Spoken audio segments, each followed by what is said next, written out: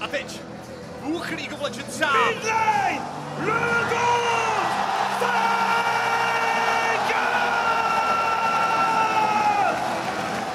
Paris, déchaînez-vous une dernière fois pour vos quarts de finalistes. Top eSport et T1!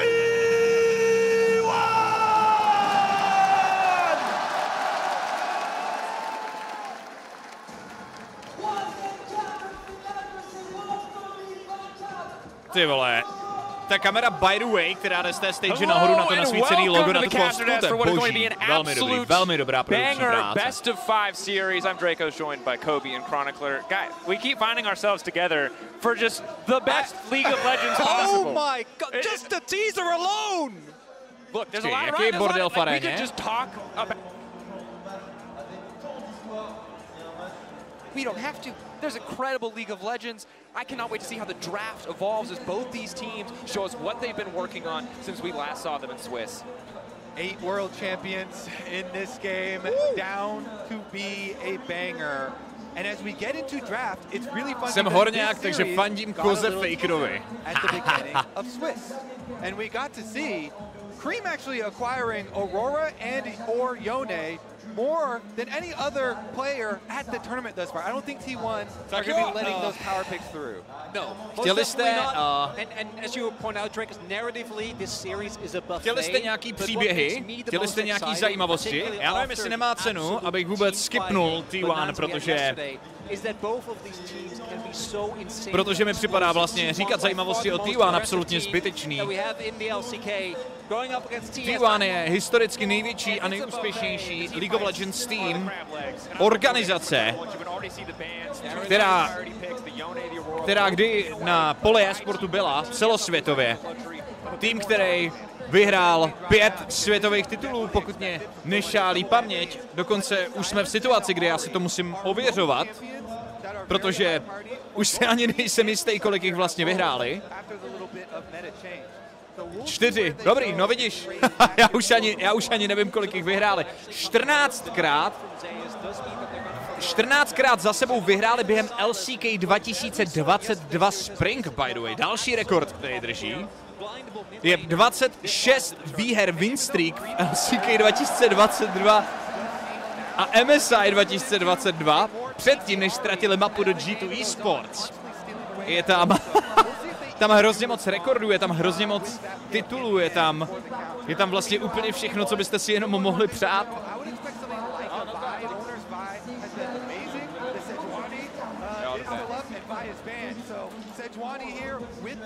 Faker byl vždycky hrozně lucky, přesně tak.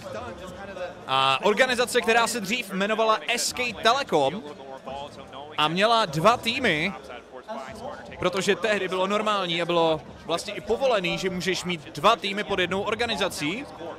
A když vznikl tým Bčkovej v podstatě, který měl hrát začátek OGN, tehdy korejské ligy,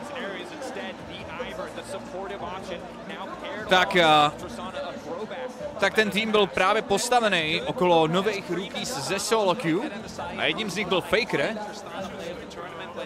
Víc jste se mohli doslechnout v tom starém příběhu hráče od Ambitiona, kde to pěkně mezi sebou jako bylo propojený ty příběhy. Faker v podstatě hrál za Bčkový tým, který neměl žádný rozpočet, který byl složený z talentovaných mladých hráčů. A pokud se nepletu, tak hned ten první split zvládli vyhrát. A od té doby se T1, nebo spíš SK Telecom tehdy, přetransformovali z Bčkovýho týmu, najednou byl Ačkovej. A později došlo k rebrandu, že už jsou T1 a ne SK Telecom v tomhle případě. Takže SKT už není ten správný název, T1 je ten správný název. V tomhle line-upu jsou úřadující světový šampion a na tenhle turnaj se víceméně málem ani nekvalifikovali. Byli takovejhle malej kousek od toho, aby vypadli. Jdou jako poslední korejský seed a šli skrze BO5, kterou fakt klačnuli na poslední chvíli. Na druhé straně Top eSports je organizace, kde jsme taky měnili několik hráčů a jednu dobu jsem je bedlivě sledoval, zvláště když za ně hrál současný midlaner BLG Knight. No a hráči, kteří jsou pro nás teďka asi nejzajímavější, jsou zejména hráči na botlane, Mako a Jackie Love, ale velmi nás zajímá, jak se bude dařit Crème de la Crème, protože pro Creama je tohle úplně poprvé, co hraje na světovém šampionátu. Zatímco všichni jeho parťáci jsou ostřílení veteráni. Mako hraje 7. světový šampionát. Jackie Love hraje 5. 4. Worlds pro 369 na top lane a pro Tiana v jungli. Jenom Crème hraje úplně poprvé. U T1 se dá říct to stejný. Ty zkušenosti u obou týmů jsou velmi podobný, protože 5. Worlds jsou to pro Kerryu, 4. pro Gumayushiho, 3. Worlds pro Zeuse a 4. pro Ownera. 9. Worlds hraje Faker. Oba dva týmy, až na Créma, na midlanera týmu Top eSports, jsou vlastně neuvěřitelně zkušený z hraní pod takovým tlakem na takový stage v takovýchhle sériích. A paradoxně ten hráč, který je tady největší OG, ta největší legenda, ten nejzkušenější player, jde proti týpkovi, co tady hraje poprvé. A to je to, co nás bude zajímat nejvíc. Nejde o to, že Faker by měl být nejlepší midlaner na světě a budeme ho sledovat proti všem. V tomhle duelu budeme sledovat víc Créma než Fakera, ale budeme sledovat tu midlane, budeme sledovat tu linku. Budeme sledovat týpka, co hraje 9. Worlds proti týpkovi, který je tady poprvé.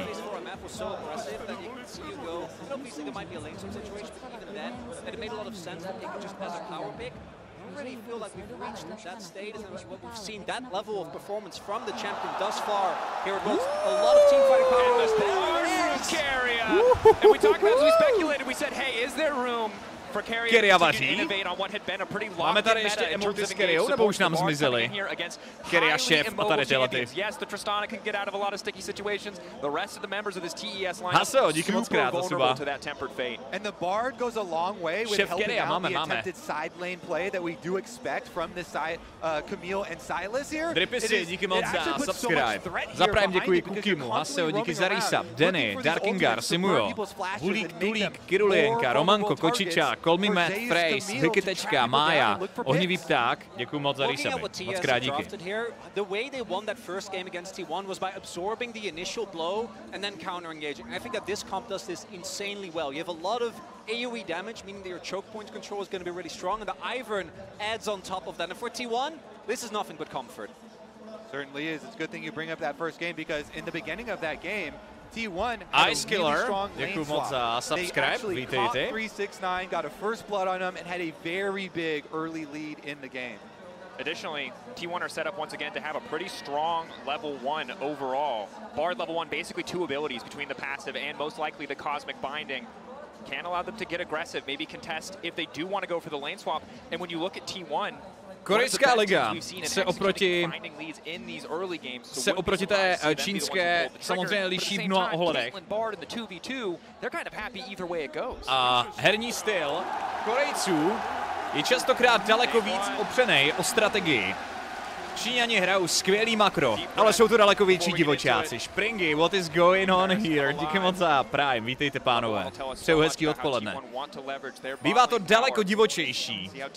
Ta čínská LPL, historicky to tak vždycky bylo. Top eSports patří k těm týmům, který jdou dive, i když vidí, že soupeř je ready to odbránit. T1 jsou tým, který hodně vyhodnocuje, kde fightí a kde nefightí. I z toho důvodu, pokud použijeme statistiky třeba Créma a Fakera, aby jsme měli představu o tom, kolik kdo z nich vlastně je schopný svýmu týmu pomoct v rámci poškození za celou hru, tak Cream dá skoro 800 damage za minutu. Pokud vezmeme statistiky z celé letní ligy LPL, kde hráli Top eSports, na druhé straně Faker je na nějakých 620. Hrajou každý jinou ligu, to znamená je jiný herní styl, jiný počet fightů a příležitostí, do kterých kterých se pustí, ale pokud porovnáš třeba i situace, do kterých se dostávají T1, další statistiky, kolik T1 dají damage, kolik dají killů za svoje hry a tak dále, a srovnáš to s ostatníma korejskýma týmama, tak se velmi často dostaneš do situace, kdy si řekneš OK, T1 buď to nedávají vůbec žádný damage, anebo prostě nefajtějí. A samozřejmě vzhledem k tomu, že jsou na Worlds, tak to znamená, že musí vyhrávat, tudíž musí dávat nějaký damage, takže prostě nefajtějí. Ta identita těch týmů a těch statistik, který máme tím pádem, je, že T1 jsou ti šachisti. T1 jsou ti, kteří nepůjdou do žádného fightu, který pro ně nedává smysl, nebudou riskovat situace, které nejsou garantovaně vyhraný. Na druhé straně top e-sport jsou ten tým, který challengeuje a fightí neustále. I v zápasech, který prohrávají, mají obrovský damage output na svých carryčkách, z čehož vyplývá, že jsou možná trochu horší v analýze toho, co je opravdu dobrý pro ně a co není. Na druhou stranu oni jsou Seed 2, soupeř je Seed 4, čínská LPL je agresivnější, oni to punishujou. Může to být ten návod, jak vlastně rozjebat hru T1, který se snaží jinak být spíš hodně svázaní tou strategií a tak dále. Two range versus two range for so long, but the important thing in this one range, one melee when you have this engaged support is if T1's bot lane. Máme pauzičku netka, koukám, ale nemám zatím žádný info o tom, proč je pauza. Nicméně, kill participace je podle mě to, co ještě daleko víc reprezentuje. To, jak moc jsou vlastně hráči jako vlastně semknutí v rámci těch situací, které jako nastávají. A tohle je vlastně statistika, kterou top eSports a T1 z velké části sdílí. Oba dva midlaneři mají zhruba jenom 65% kill participaci, což zdaleka nepatří k těm největším statistikám. Oba dva marksmeni a jungleři mají tu kill participaci vlastně největší.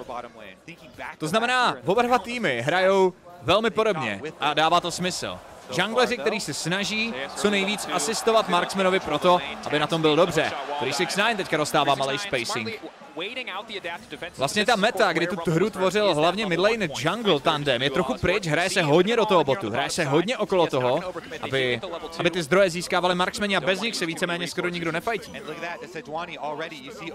Michaelovič a Getrisi, díky moc za 5 měsíců. Co se vám tím snažím říct je, že máme dva týmy, který každý má jiný náhled na to, jak hrát League of Legends. Jeden je velmi agresivní a daleko víc riskuje, druhý tým hraje trochu víc svázaný strategií, ale oba dva vlastně hrajou stejným způsobem v ohledu toho, v těch kombinacích, jako kdyby v tom čtení toho, co je důležité.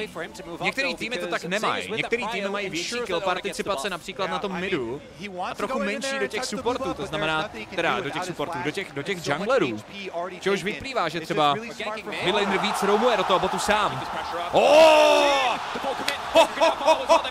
Počkej, on to netrefil! Zeus with the flash there to land the stun, but Cream still survives. On bloknul Tristanu v tom letu, ale nestihli použít ten permafrost, nebo jak se to jmenuje. But Zeus actually, I mean, because he had been able to push in so early and crash the wave, it's bouncing back to him, so able to use that timing window. Arena fanoušci jsou napřed. Já je můžu jako vypnout úplně, no. Ale nevím, jestli to není škoda potom. Já tam nechávám Worldcast a do toho zapínám, protože ono je tam hlasitější. Dá se opozdit tady ten zvuk? Tak vydržte, my ho opozdíme malinko. O kolik to tak je? O vteřinku?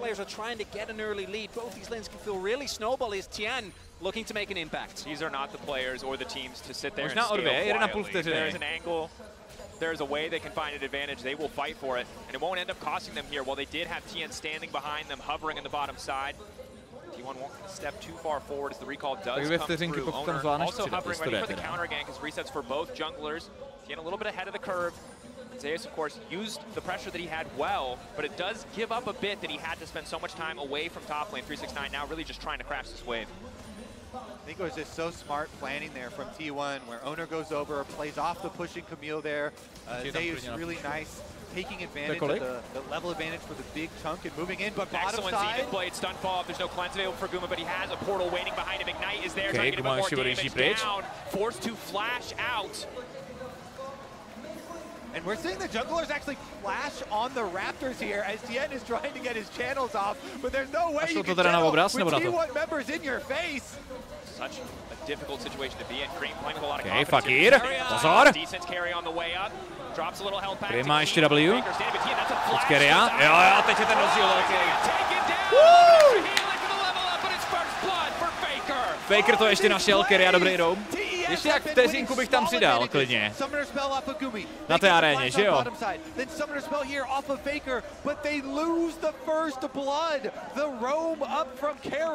Keria being the difference maker on this board. One of the biggest strengths of this champion is his rotational speed, can get so quick from lane to lane. And it ends up being the big difference maker here as he gets spotted walking back, trying to steal those Raptors on a ward. Tak, teď by to možná mohlo být. Dal jsem to na 2 vteřiny teďka, jestli to teda Míša připravil správně, jak já jsem tam jenom to přidal. V té aréně bordel jak svině. Ale říkám, já ji můžu... Takhle, když řeknete, já ji vypnu. Ale mně se to líbí s tou arénou pod tím.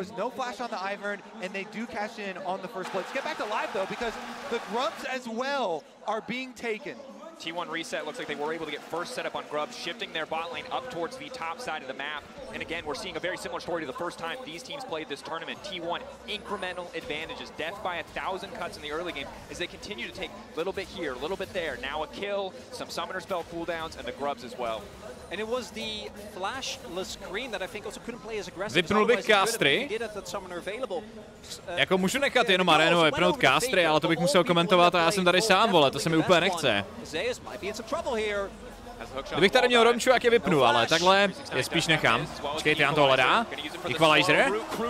Zeus. Velmi pěkně, velmi pěkně.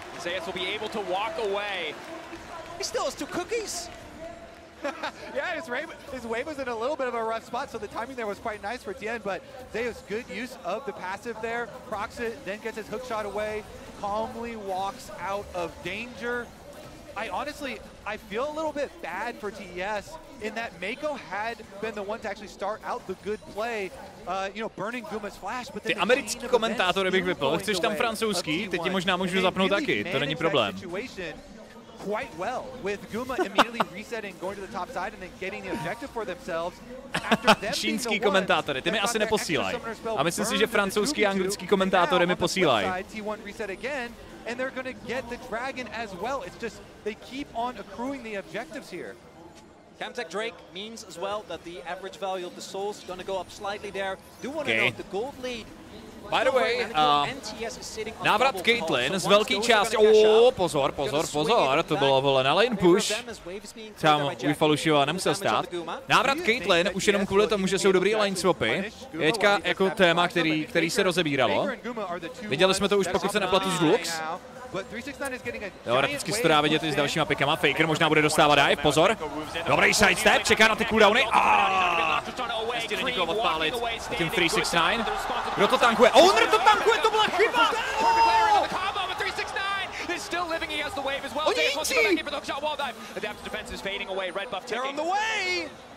Ježiši Kriste, Zeus nemá jak pryč, on hraje flash, on se snaží odportit, ale oni o něm ví. Počkej, on si jde pro... What the fuck? What the fuck? What the fuck? What the fuck? What the fuck? Are you kidding me? Secret Agent Zeus finds the escape, sticks in the fog of war, and fools him all. Let's not distract you from the fact it was a failed dive, though, from T1. Oh, it was a disaster. Owner went down, and that was a big play from 369, getting the extra cash there, defending the dive. And on one hand, T1 knew that the mid lane play was happening, so they wanted to try and counterplay, but 369 also didn't have his ultimate, but they just didn't have the damage. Kluci, když jsem začínalo League of Legends, puste si první, druhý nebo třetí světový šampionát. Puste si to. Tam, když někdo flashnul skillshot, tak komentátoři řvali look at the moves. Arena vybuchovala a praskala, vole. Když týpek zahrál Lee Sin Kick s flashem, tak se celý svět mohl posrat a byla z toho montáž všude na sockách, vole. Napadlo vás někdy, že se dostaneme na takovouhle úroveň, že prostě ti kluci budou hrát takhle, vole. že seš si přesně vědom toho, kde má soupeř Fog of War a dokážeš zainvestovat tak strašně moc pro to, abys dodžnul tu vizi. Crazy fucking shit. Ukazuje se, že když u něčeho sedíš 15 let, tak to budeš docela dobrý, ty vole.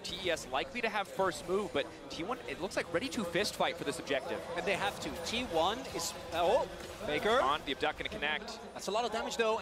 Cream does have TP available. Deus is on the tower bottom side though. Camille getting rich could be a big problem for side lanes. Deus looks like he was able to grab one turret plate and Owner starting up those grubs. Here we go. But he only needs one grub.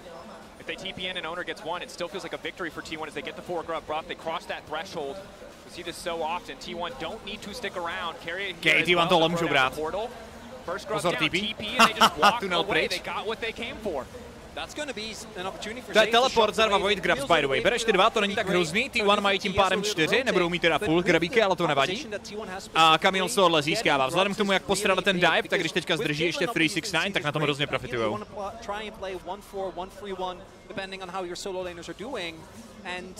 Those extra grubs can make a really big difference in how quickly you can push down. And this, I think, is the problem. Like, early Camille, the wave play just isn't really there. Definitely not, but the extra time Zeus is happy to have, right? 1-2 items, this champion starts to feel impossible to lane against, and your strong point is 369, or was. Obviously Zeus picking up a lot of gold balances out that. Dříve hráči dokázali dát QSS i na Lee Sin Kick, aspoň Freeze o tom básně, že se kvalita spíše zhoršila. Nemyslím si, akorát máme míň crazy playů, který by byly tak moc flashy, protože ti hráči si nedávají tolik prostoru na ty chyby, chápeš? Ale kvalita se určitě nezhoršuje. Dneska, když vezmeš hráče v Goldu, tak by vyhrál Worlds v sezóně 1. For real. Jako seriózně. Hráč dneska v Goldu by vyhrál Worlds v sezóně 1. A byl by tam hvězdou. Byl by tam absolutní MVP, jako. Píčovina, není to píčovina, není. Podívej se na to, pane bože, ta hra existuje strašně dlouho a když se začínalo, taky nikdo v filozofkách pořádně neuměl, to prostě trvá roky, než se to naučí. Nikdo nechápal, jak pracovat s vlnama. Nikdo nechápal, co znamená tempo. To prostě jako, to se všechno vymyslelo potom. Dneska, kdyby ze základní knowledge, jak máš pracovat s linkou, jak máš prostě hrát, jak máš trackovat junglera, šel hrát Worlds v sezóně 1, tak velmi pravděpodobně vyhraješ a budeš tam MVPčko, jako. You could see T1 either try and play around the teleport advantage, or instead just go for the plates and try to accelerate the goal. Like they've left 369 to push in that bottom wave, and they do get big. Okay, že by odchod. Jo, odchod přes flash. Oba dva přežijou. Fishing a little bit. They do manage to get the flash of Jackie Love, which will be big in the fight to come. Teď mi kámoš Zore, Silver junglera, říkal, že propočítává, kde je enemy jungler. No tak to je jako povinnost, podle mě teda jako. Jako vlastně trackovat enemy junglera je jako to je nutná věc, to musíš dělat i když jsi vole v Ironu.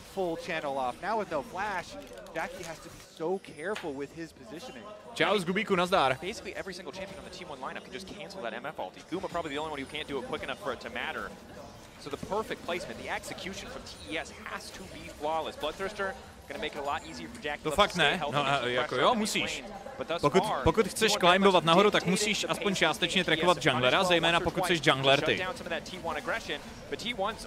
Ono je to velmi těžký dělat, pokud u toho se musíš soustředit na last hitování, na dodžování skillshotů a trefování skillshotů třeba z midu, ale pokud jsi jungler a farmíš slepice, tak místo toho, aby si přepínal písničku vole na další playlist Ariana Grande vole na ploše, tak je prostě dobrý jako sem tam se zapřemýšlet nad tím, kde se nachází enemák. Když ty seš na slepicích a začínal s na redku a on začínal na blučku, tak kde asi může být vole.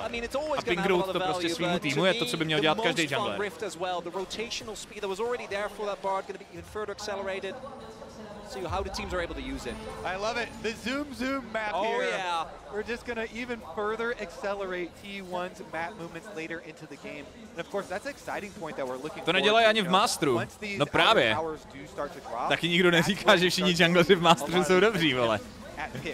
And let me remind you, 369 versus Gen G was the matchup where his Rumble constantly got picked off in the side lanes and people were very, very critical of it. So we'll see if TES can teď to nevíš, jaký to je v low elu? Však teďka hrajou Strandla, vole, na Eastu. Neříkejte mi, že nevím, vím moc dobře.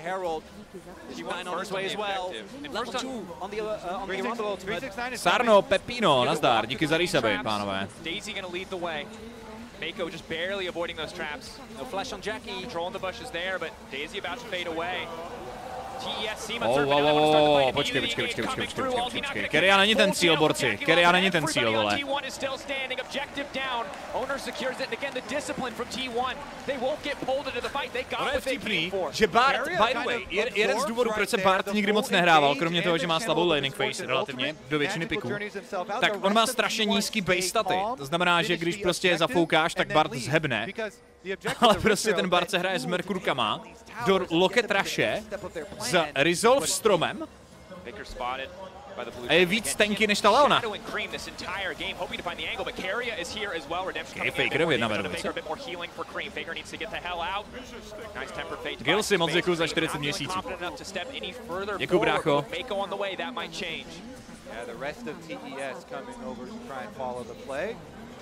Should just be neutralized as Faker's going to have teleport ready.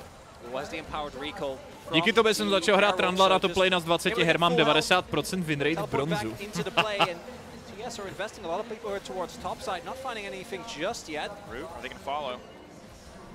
Proč má Caitlyn shutdown? Nevím prostě. Chlastá se všude.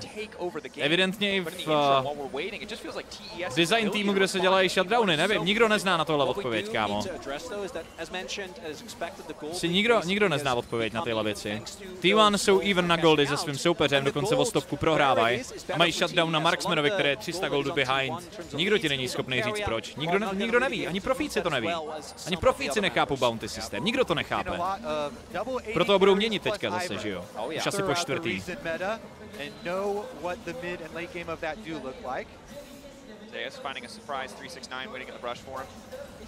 Forced to back off, but T1 was set up in the mid lane. Don't even need to drop the herald again. First break hold in na mid lane? Přes lane swap? TS aren't in position to respond. It's so easy for T1 to collapse. All deep. Faker nemá cooldowny, Owner to zahrál hrozně pozdě. On neměl ten chain. Bullet time, Redemption. Redemption je huge tady, by the way. Kdo rushnul? Sejuani? Kamil ruší TP. Kdo má ten Redemption? Kdo ho koupil? To nebyl Bart, ten stavil Locket, ne? Nebo Sejuani staví Locket a Bart rushnul Redemption? Jo, to byl Redemption z druhého týmu, proč ho vidím, vole? Proč ho vidím v barvách, vole, T1? Přísahal bych, že to vypadalo jako T1 Redemption. He just wants to get a tower back. He doesn't even want to return bot lane, knowing they don't have priority, knowing they don't have control, using this Herald to knock down at least one tower, but potentially even two. All of TES in the meantime recalling, sending 3 members to that top lane to ensure that that does not happen. Really good read from T1, because you actually read the play from TES. They were sending members towards bot to maybe punish Xayas in case he did TP towards that bot. Se líbí, jak Arena dělá mexický vlny vždycky, když je, vole, ten, že jo, Herald. Ends up going in favor of T1. And this is so frustrating for TES. T1 are so slippery. Every time it feels like they've stayed maybe one extra wave. You can see Víte, co mě napadlo? Já napíšu Míšovi. Míšo, seš tady? Slyšíš mě? Seš na chatu? Street Jumper, díky moc za Prime. Já ti nemusím psát, když tak.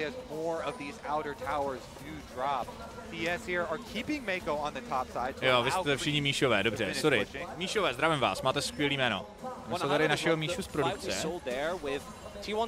Je tady a Riot mi posílá záběr na celou tu arénu, tady koukám. Nejenom zvuk, ale zároveň i obraz. Beautynu mi posílá. Nedáme to na letku za mě zase, když už máme velkou arénu. It can be quite hard. This time, though, for this Dragon, they have the ideal setup. Mid-wave pushed out, everyone is in position, and this is where the entrenched Ivan can be really hard to root out. Honestly, if I'm T1, I do not fight this Dragon. I do not face check this. I just try and get more side lane money onto Camille. My split pushing strategy is the best way to go for T1.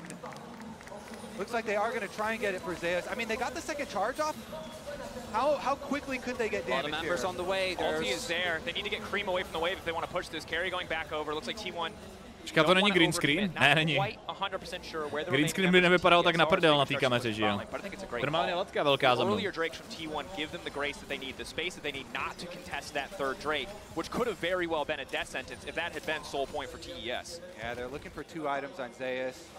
Well, let's see, creeping around here with the control ward. Owner fishing for the ulti. Perfect buffer. Sympatický pokus. By the way, T1 se snaží tenhle ten moment trochu roztáhnout tu hru pro toho Silese. Na druhou stranu soupeř hodně scaluje, takže musíme být opatrní. Protože je to double marksman kompozice. Solidní bombo kombo, navíc enchanter v jungli. Přímě pro absolutní late game bych měl strach ze strany T1, že 5v5 už nemůžou vyhrát. A oni to podle mě moc dobře ví, ale zároveň mají win kondice, který soupeř nemá, a to jsou sidelanes. Silese a už v žádném případě, hlavně Zeuse z jeho Camille, nezabíjí nikdo v 1v1 na 3 itemech. Nikdo. Nikdo tady nezabíjí Camille. Co myslíš? Máme to tam? Making sure that there's no funny business around Baron. I don't know how much T1 loves to pull those. The poking and prodding continues. Everyone on the way here from TES. This turret stands for now. Co se může v nejhorším případě stát? Can't just poke, has to be willing to commit to the fight, but TES, 5 members here immediately going to tear through that tower. The power of the Tristana. T1 backing up, knowing that they have Faker on a side lane. Yep, just keep trading. Faker going to get the last outer turret that TES had held. Nechceš to dát nad minimapu spíš? To vám bude asi jako k ničemu. Ono v té aréně tam nebude nic vidět, víš? Takhle to bude jako atmosférický aspoň. Bounty je fakt opičárna. Je to divný, no. Je to hodně divný. Podle mě je to trest pro každého marksmana, co staví vole kolektor. Já myslím, že by Riot měl zavíst do hry, že jakmile prohráváš na goldy oproti svýmu soupeři, jak ti nejde koupit kolektor. V případě Gumayushiho mě to moc nesere, ale v případě mých 0-11 Jinx, který rushují kolektor jako první hru v solo queue,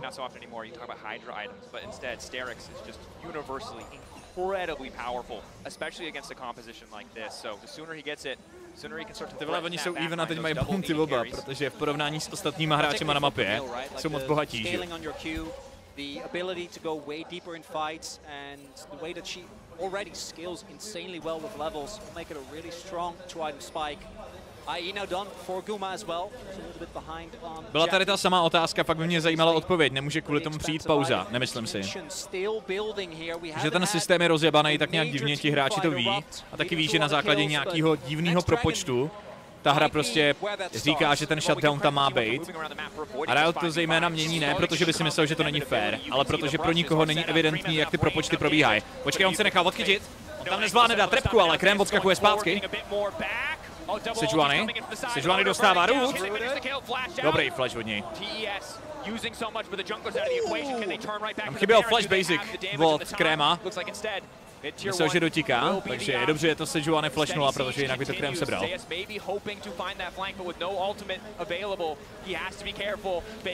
Okay, Silas bullet time. Není úplně optimální ultimátka, ale tak když chceš clearnout waveu, jak proč ne?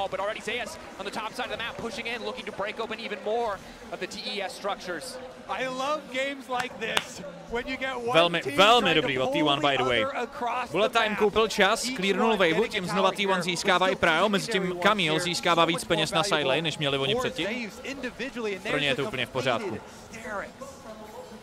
And I do think now we've reached the point where TES, particularly with these 2 items on Ivern, they are so beefy. We see their T1 is like they're kind of fishing, you know, we're going in, Zeus maybe use an ultimate, but unless they fully commit, je Camille furt meta, nenutně. Ona je jeden z těchto planerů, který se pikuje, když ostatní dobří topaři jsou pryč, anebo specificky pro týmy, co ji potřebují, buď to v tandemu s nějakým jiným champem, nebo na lokování určitých cílů. Do double marksman kompozice je zrovna Camille velmi dobrá, protože marksmani do ní nevyhrávají a protože je udrží na místě pro ostatní, kteří to kolapsují, že jo. With Caitlyn always wanting to arrive really early, you see that line of traps here. T1 and Guma. Dá se někde podívat na hráče POV? Já myslím, že ne. Já myslím, že to zrušili tady ten program celý. Ten ProView se to jmenovalo, že jo. A nevím, jestli to ještě existuje, nebo jestli to úplně zrušili, ale Ono to asi nebylo moc populární, jo.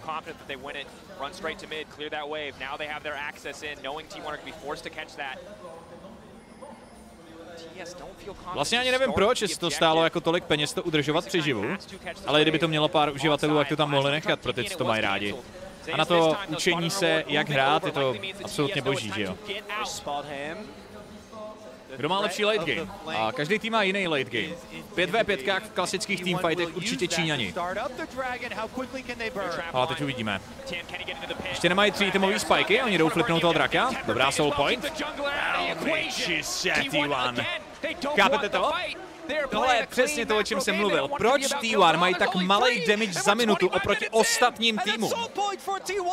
Oni jdou pro soul point, využijou Caitlyn trapy, Bard ultimate od Sejuani a zone od Silas'e, jenom proto, aby soupeře udrželi pryč od objektivu a nejdou do toho fightu, protože nevidí důvod do něj jít. Sejuani dostává bordel. Sejuani dostává hrozný bordel. Meiko nemá životy? Health bars. Ulti coming in from Guma, good body block from 369, but it stops TES crucially from completing the objective. You saw there, Zeus was standing ready to Ian if they did have an opportunity, but as long as TES pulls up the Baron, T1 wins that play, even giving up owner. A jako málo který tým na světě, nejde jenom o to, že jsou to Worlds, ale málo který tým na světě by toho draka zahrál tak, jak T1. T1 jsou neuvěřitelný v získávání objektivů. Oni vlastně se tě snaží vojebat, bez toho aniž by si z toho všiml. T1 jsou takovej ten zaměstnanec v tvojí firmě, co krade, ale krade jako velmi chytře a velmi opatrně. Jakože každý den si vezme jednu propisku, náplně do tiskárny, druhý den si vezme prostě jednu židli, nenápadně. A pak najednou si všimneš, že prostě po 3 týdnech máš rozkradený celý office, vole, a nevíš, co se děje. A to přesně dělají T1 v těch hrách, že jo? Oni přijdou a tady vezmu 4 grabíky a tady si vezmu draka, druhýho a třetího a jako nefajtí tě. Ty vlastně máš furt pocit, že oni jako hrajou opatrně, že oni furt nic nechtějí. Ale oni si nakradou tolik peněz a tolik objektivů, že v moment, kdy T1 spustí první teamfight, tak ty už nemůžeš vyhrát. To je prostě to brutální, jako jo, že oni ti vůbec nedají příležitost zamyslet se nad tím, že jsi vlastně v prdeli.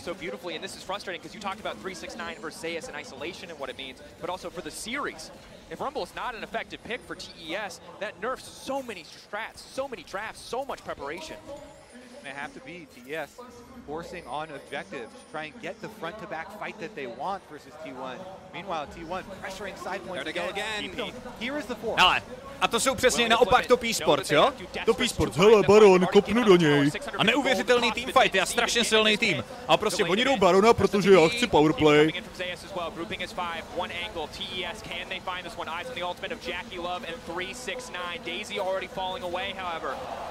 Jo, teď to backujou, protože ví, že do toho nemůžou hrát takhle. Dobrá Rumble Ultimate! Ukradená navíc, jo? Od Silas'e, Meiko nemá moc životů. Faker jde in! A hele, teď ten lock-in na Jackie Love! Keria!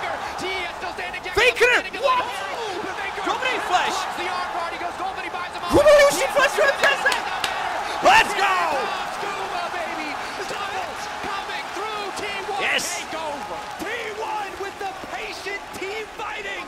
They run them off the Baron and they're gonna run straight into the base!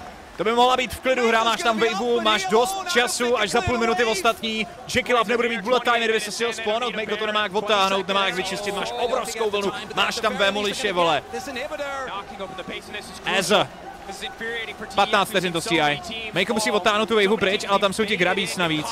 Teďka koupil cený vteřiny. Jako tohle pomohlo, i tohle pomohlo, ale Jackie Love to nemá jak odbránit, podle mě to nestíhá.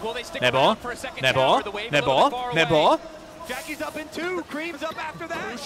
No, tak možná ne, no. Možná to fakt zachránil, Meiko.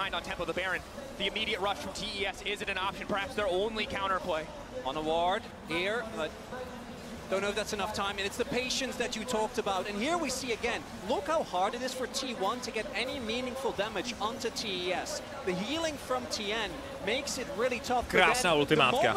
Sleduj, co dělá ta Camille, jo? Ta Camille prostě. FBI v backline, lokne ti tam vole Jackie Lava, potom si v klidu odskočí pryč a oni hrajou ten push and pull, ten fight úplně pomalinku a zase Číňani, hele Baron, kopnu do něj. Druhý kolo prostě. Nasrat, to už je Baron ze zoufalství tohle. Tohle je zoufalý Baron jak kráva, ještě jim to owner vyžere, sleduj. Ještě jim to owner vyžere, sleduj. Sleduj si Juany, ještě jim to smite vole. A ještě mu to veme, vole!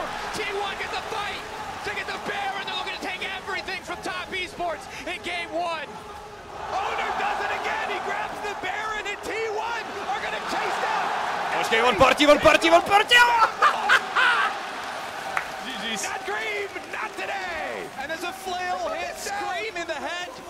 T1 with the Baron buff.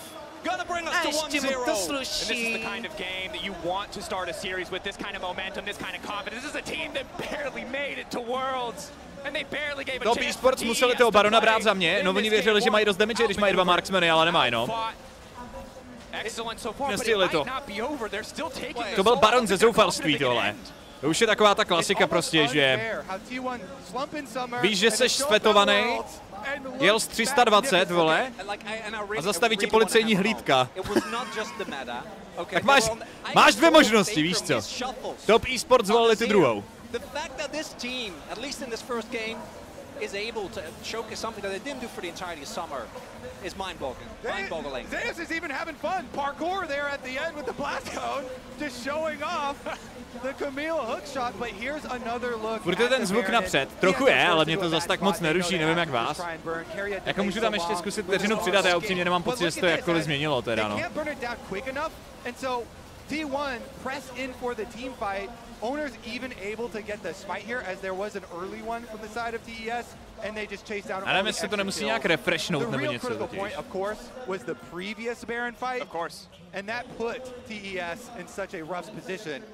And they chase them all down. And again, that's a desperation move, but if they don't do that, tam nahodit ještě vteřinku, no. So they had to take that Hail Mary, but T1 again, it's triple in it. Baron is still up for another minute. Look at that. Okay, dole už vymáčnou. Jo, to jenom vymáčkneš ultimátkama. Nemůžou bránit. Okay. Ještě hledá dalšího. Dobrý bullet time.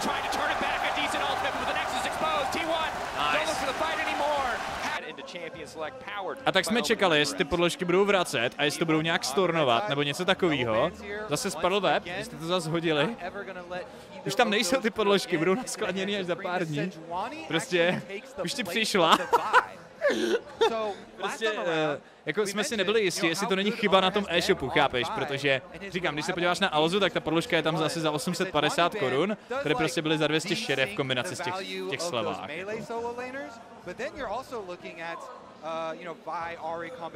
Ještě ten den jsem jich prodal 7 na bazoši za 5 kilo. My jsme tady vlastně vzbudili v mladých lidech velkou podnikavost, rozumíte? Tady najednou se začaly na marketplaceu a na bazoši objevovat všude ty podložky, protože jich někteří lidi začali kupovat po desítkách.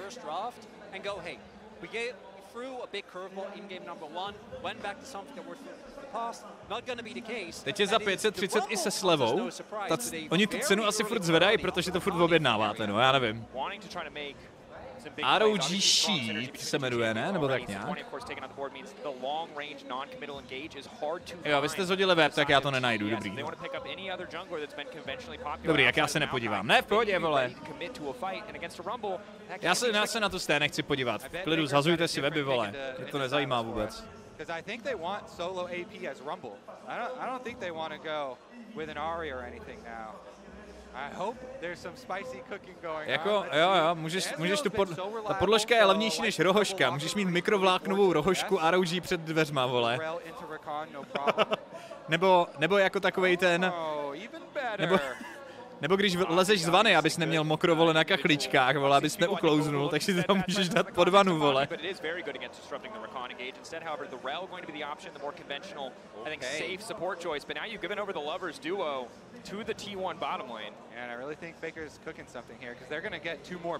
Okay. Jsme úplně vyměnili first picky na Jixe a tady tyhle ty věci, na first pick na Silase all the way. To je zajímavý, jak se ta meta prostě otočila úplně. Včera s tím začali a dneska to pokračuje dál. Silas first pick all the way. Ono je, jako kdyby další výhoda je v tom, že ty vlastně Silasem blokuješ spoustu championů, který potom jako do toho piknout nechceš, jako je třeba Alistar, který se docela rozhraje a je poměrně slušný ten champ, tak ty jako Alistara v podstatě nechceš piknout, dokud ty tam Silas, protože ta ultimátka je až moc huge. Jinak 50 Shades of Ban, díky moc, brácho. To your credit, Kobe, if Faker is cooking up something, it has to be something new, because I think TS are taking away the remaining kind of conventional, standard options, obviously against Faker, but also in the context of the meta. All right, we will see. And then meanwhile, you get to throw more bans at 369, taking out his Comfort the Renekton in there. One more here for Zeus to be able to target. Do they even need to use it on 369? Yeah, are they worried about the Cassante? I guess they are still worried about it, or at least it just being such a reliable pick. Yeah. 369 also, particularly last year, basically was one of the biggest parts of what made that JDG roster tick, right? The space was able to create in team fights. And dneska je to docela cinema, připomínám se, jede někdo na finals. Ano, to bychom mohli vyřídit tady tohleto. Vážení přátelé, máme tady několik lidí, kteří získali lístky na finále Worlds. Říkám to za prvé kvůli tomu, abyste jim záviděli, protože je stihli koupit a vy pravděpodobně ne. A druhá věc je, že třeba tady Siazan nemá s kým jet. To znamená, pokud jste ti šťastlivci, kteří urvali lístky, ale vaši kámoši už to nestihli, a taky nemáte s kým jet, tak bych chtěl tady nabídnout možnost se propojit. Propojení. Pokud se tady nikdo neozve, tak budu muset napsat na Instagram, protože mě nezávisle na sobě napsali 3 lidi, že koupili lístky, ale jedou sami. A že by chtěli nějakou skupinku vytvořit. Takže se vás snažím nějak jako propojit, minimálně ty 3, který ty lístky získali.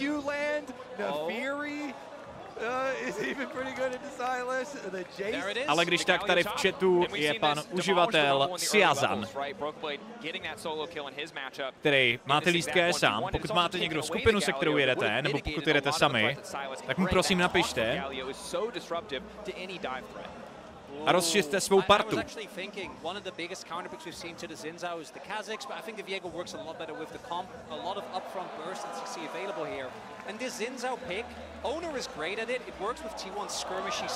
Doufám, že to není propojení jak v Avataru.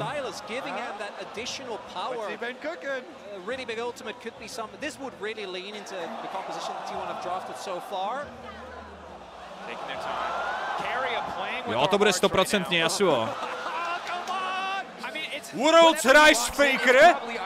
It's new or it's iconic. All right, the Ari. Okay, more conventional than expected, most certainly. All right, so in the end, after all of that... Yeah, we built it up. It could have been anything. It's still Ari. After all of that, it comes all the way... Nastavení arény o sekundu neskor. Máte pocit, že je to teď zase moc delayovaný, nebo co? A nebo naopak.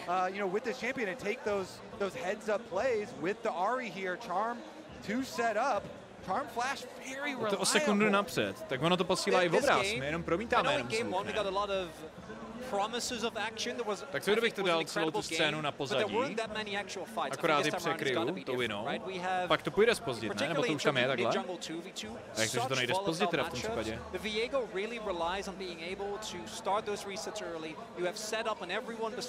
Já tam mám 3000 teda teďka delay nastavený. Hele, musím rychle na záchod. Na jsem tady. A můj tip je, že top eSports mají lepší draft teďka. Buď to T1 vyhrajou, protože jsou T1, ale draft top eSports se mi líbí mnohem víc. Whereas the Ari would always be so squishy that you have to really be perfect with your plays later on in the game. Pressure on both sides. course, you highlighted Kobe. I think it's such an excellent point because this is a champion and a duo that looks really powerful early on, but we saw giving Silas dashes feels bad in team fights, and it feels bad if you don't have that damage. And for Xayah, a champion who, yes, can protect herself, but doesn't have the mobility to follow up if Silas is running away, if he's trying to dash around, can make the fights tricky to execute, but thus far T1 have executed better. But Chronicle, to your point, this game, there's no more low-stakes engages. There is only really full commit. There is only death. There is only full, there's Ahri fishing and Ezreal fishing. Everyone else is going all in. And particularly, again, I want to go back to this. One of the champions you're not allowed to pick, or if Silas picks it into it, is Alistar, because it makes him so insanely tanky. I know a lot of the members on T1 are low range, but even then, Xin Zhao ultimate to me is so insanely strong when you have the damage and the ability to get in the middle of a fight and split it up. And let's take a moment to talk about Cream, because Cream is here at his first World Championship. He's the only player that's not been to a World Championship here among all of these veterans, and he is an excellent Silas player. His second most played of all time. Talk about really good ults to steal. The Rakan ult is another very, very good option for him to steal, along with the Ahri ultimate. There are even some angles sometimes where Xin ultimate steals. And so for Cream here to be going against the most legendary mid laner of all time at Worlds, with how T1 are now performing at Worlds, it's very, very big for him to get one of these really comfortable champions and show us what he can do when Silas has really been so much a part of the recent meta. A champion with so much individual agency. Mako and Jacula look to take control in that level 1 bot lane. Ezreal, of course, before that first back, notoriously very strong as long as those Qs are connecting. But it's well highlighted. Kobe, I mean, it's so tough to be Cream. There's so much story, there's so much baggage, there's so much narrative around every player in this match. Tak jo, k tomu draftu, jo. Proč si myslím, že je tady ten draft, který mají top esports výrazně lepší? Víme, že Galio je strašně good do Rumbla. Viděli jsme to několikrát. Kromě toho, že countruje jeho plošný damage svojí ultimátkou, Rumble musí chodit dopředu, když chce dávat damage přes kvéčko, což je dost nepříjemný, protože jakmile skáče Galio, ty se většinou otáčíš a utíkáš pryč, takže vůbec nemůžeš ani castit spely, nedáváš damage. První věc. Druhá věc je, jakmile položíš equalizer, dáváš plošný damage, Galio skáče, dává plošný štít, countruješ. Navíc, Rumble je do Galia jako dost náchylnej na gangy a i na 1v1, jak jsme mohli vidět od BBho, protože máš short range championy, jako je Rumble, a Galio je velmi snadno tauntuje, což je pro T1 hrozně nepříjemný. A punishuje to, on má obrovský space stat, je obrovský damage. Zároveň je to jeden z mála championů, který ho přepušuje. Takže top lane víme. Víme, že prostě Galio hrozně good do Rumbla. Fakt se mi to hodně líbí. A divím se, že to nepřichází častěji jako odpověď. Já dám ještě malinko nahlas ty casty. Druhá věc je, Silas vypadá, že je key pick, ne jenom téhle BO5, ale možná celých playoffs. Tým, který, nevím, jestli už Silas má vůbec nějakou prohru, nejsem si jistý, má vůbec nějakou prohru, jestli má tak třeba jenom jednu, nebo něco takového. Oh!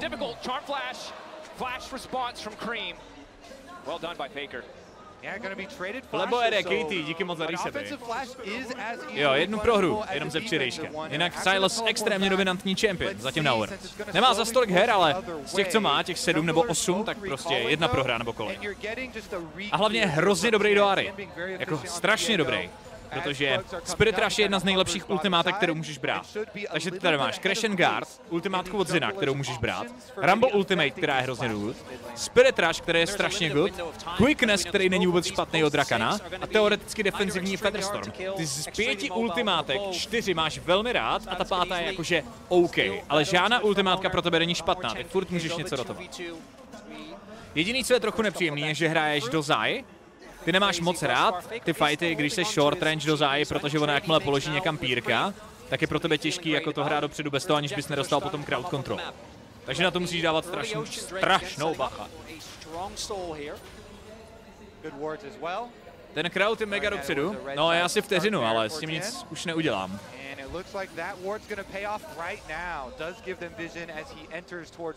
Jako zvuk ze hry máme nastavený správně, ale zvuk z arény je posunutý o vteřinu. Můžu ho buď to vypnout, anebo prostě nechat, ale bude o vteřinu posunutý. Nevím, co s tím mám dělat jinýho.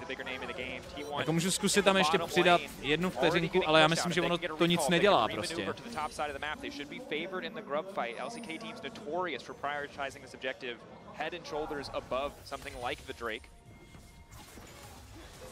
Our featured matchup presented by Mercedes-Benz. No surprise, we're talking about the junglers. Tien a bit of a struggle in game 1. Both players this time around. Ale sorry kluci, prostě nemám, jako snažím se pro vás dělat co nejlepší produkci a co nejlepší zážitek, ale já mám omezené možnosti. Já jsem rád, že za prvé mám vůbec streaming práva a za druhé, že mám vůbec ty signály od Riotu, který si sám můžu míchat. Jako už to je pro mě obrovská výhra, ale víc už tady nedokážu teďka z mýho počítače. Ani s pomocí prostě Míši nebo kluků, který jsou v tom lepší než já. Tak víc teďka nedokážem. By Guma and Keria, and we might have a brawl on our hands. Green level 6 can take any ult he wants. Bit of poke coming in from Tien. But again, Owner and Faker already starting on the objective. TES a little bit late here. 2 ults available for the top laners. 369 trying to come down, but forced to use that taunt. Guma už nemá 6, nebo celkově botlinky nemají 6 ještě.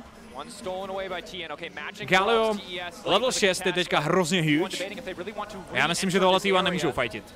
A zase, T1 nejsou tým, který by riskoval něco, co nemusí vyjít. Oni to raději pustí. Oni jenom koukají, kdyby náhodou soupeř udělal chybu, tak ať ti můžou punishnout, ale vlastně nechtějí fightit.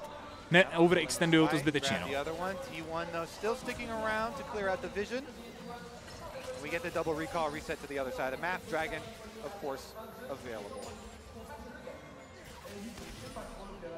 TP still there. 369 just TP'd towards bot. We'll see if Zeus feels forced, or looks like with the wave state as it is, he'll be able to hold on to his.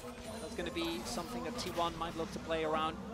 Small early advantage here for TES, but because they did also commit 5 people, the cross map for T1 not available. If the duel does break out in mid, the flash is still not available too, so we're going to see the supports as they make their way down. Slight vision advantage here for TES. Don't know about that ward. Little poke coming out topside from Jackie, but he's running out of mana rapidly. Mako finding an initial stun on the carry, but the 2v2 is tough here. Silas, the potential to steal away this Ahri ultimate, the additional sustain he has from his W means 100-0 with a support who doesn't have Ignite is a tricky proposition. Don't want to get too aggressive, but Guma pushing the wave out, knowing that Jackie has no mana, he's forced to recall. This is a bit of free time farming topside. They see 369 assigned here. They know Jackie level will be heading bottom, but crucially, 369 arriving in time to stop that play from going over. T1 seeing nic nemění, vše je boží. Děkuju, sám se boží koukáme, děkuju Ondro. Zkrát díky. OK, free drag pro T1. Já myslím, že už jenom kvůli tomu, že T1 nechtějí fightit o ty Void Grabs v early game, tak se budou víc soustředit na ten scaling s těma drakama a na tu případnou soulu, kde potom může rozhodnout třeba ten Marksman div, protože Zaya je tady hodně dobrý champion. Myslím si, že to půjde dost poznat. Hlavně v pozdějších fázích, že soupeř to má docela těžký hrát do Zaya. Zaya je dobrá víceméně podle mě i do Viega. Já vlastně neznám přesně důvod, proč tady přišel Viego, ale možná je to kvůli tomu, že máš dobrý setup od ostatních hráčů a že tím pádem jako se soustředíš na Viega jako na to hlavní carry paradoxně, protože nečekáš, že to bude Silas a Ezreal, což může být reasonable. A nebo je specificky dobrý do Zina, taky nevím. To your point, like we fully waited out the entire flash timers of both Faker and Cream that were expended in mid lane in a matchup that can be very volatile with 2 jungles that can. Hlavně si nejlepší CZSK možnost zde sledovat Worlds, díky za to. Ha, děkuju. Já mám hroznou radost, že vás to po dlouhé době tak moc tankuje všechny zase. Protože mám pocit, že tady těch příležitostí je poslední dobou víc a víc dělat nějaký hezký věci okolo League of Legends, ale OK. Tady je ten gang potenciál, by the way, který to je, spálený flash, docela rozumný. Ale jako na rovinu, a League of Legends bylo docela na ústupu. Sledovanost e-sports turnajů je pořád obrovská. A mám pocit, že celkově třeba od roku 2000, ty vole, no prostě od covidu, do nějakého 2.23 se vůbec pro League of Legends nic nedělo. Jako vůbec nic. A během covidu jsme neměli vůbec žádný offline eventy a oni tak nějak všechny jako vymizeli a celkově jako jakýkoliv události velký pro League of Legends prostě zmizely pro komunitu. A myslím, že se to začíná pomalinku jako vracet zpátky. Se začínají dít zajímavé věci. Začínají být příležitosti, něco s tou komunitou prožívat, něco vidět, něčeho být součástí. Mám z toho hroznou radost. Takže naopak, já děkuju vám. T1, they rotate their duo into mid lane, so does TES, they're looking for the second grubs, but because Keria actually got there a little earlier, Keria's got great positioning and... Okay, Jekyll flash. Response from Jackie, the flash, the arcane shift out. Je třeba stralo, že na mečere v Brně nebylo lolko, ale ono tam nějakou formou vždycky je, ale je takový utlačený, no. Zrovna loni tam bylo, ale bylo to už jenom, je to jenom takovej prostě, aby tam něco bylo, no, jako není to jako plnohodnotná soutěž, prostě, no. Večer v League of Legends už vlastně v takové formě, v jaké jsme ho znali dřív, už není jako dlouhý roky. OK. A tohle je problém s Viegem, brácho. Tohle je velký problém s Viegem. T1! T1 teamfights, bro! What? Nice!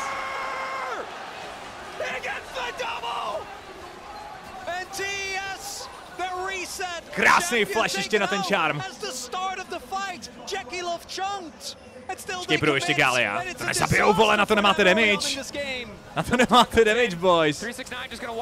Tohle je Galio, vole. And this is what's infuriating. You talked about it, the man didn't have the best summer, but when it comes time, when he needs to step up, he just always does. And again, the call from TS, look how low Jackie is. That alone is a big risk, but disengage the CC, charm into knock up. And that's so much of your early damage and skirmishing power already gone, and Jackie can't approach. Faker gets in the brush, he knows he has a control ward with him, and Tien just walks up to it. Oh, the banana brush and this is the flash that was burned earlier by Owner. T1 communication has been great. Again, that vision control was set up earlier by Keria. He was waiting in that bush for 45 seconds. And while TES came to a play that was 1 minute in the making, it was T1 who came 2 minutes ahead of schedule, ready to set this objective up. And not always lost for TS, but I again want to highlight both these compositions are outside of the Ezreal effectively melee. All their effective damage is gonna. Na té olympiádě bude lolko a jak to vůbec bude fungovat, jaký týmy tam pojedou. A tomuhle nemám moc informací a vlastně to teďka asi ani nechci zatím moc řešit. Zatím na mě oznámený soutěžení a pod taktovkou olympiády v rámci e-sports a League of Legends působí spíš jako blbej vtip a trochu výsměch každému, kdo má rád e-sports a kdo to tady dlouho dělal, ale uvidíme, co z toho bude. There's just as much accountability in those moments. You cannot afford to make mistakes like that. Make or break moment here. TES trying to take this dragon, and it looks like T1, they are just going to trade, so no breaker fight, and particularly on Viego, the reason why this champion has so much safety is because of the ults and the buffer. You can buffer basically any form of CC by just making sure that you hit the timing right. So as a Viego, just being in that position and having to use your ult, that's rough. But you need to stay alive, otherwise that fight is always a wash. Ta olympiáda není pod taktovkou Riotu. Ne. Uvidíme, jestli se to nějak změní, ale zatím, pokud vím, já nemám žádný info od Riotu. Já předtím, než to budu řešit, tak chci počkat na nějaký notičky, na nějaký infíčko. Faker má účko, to otultí pryč. Dobrý sweeper, rush. Přes ten cast. Někdo bude muset bránit to play.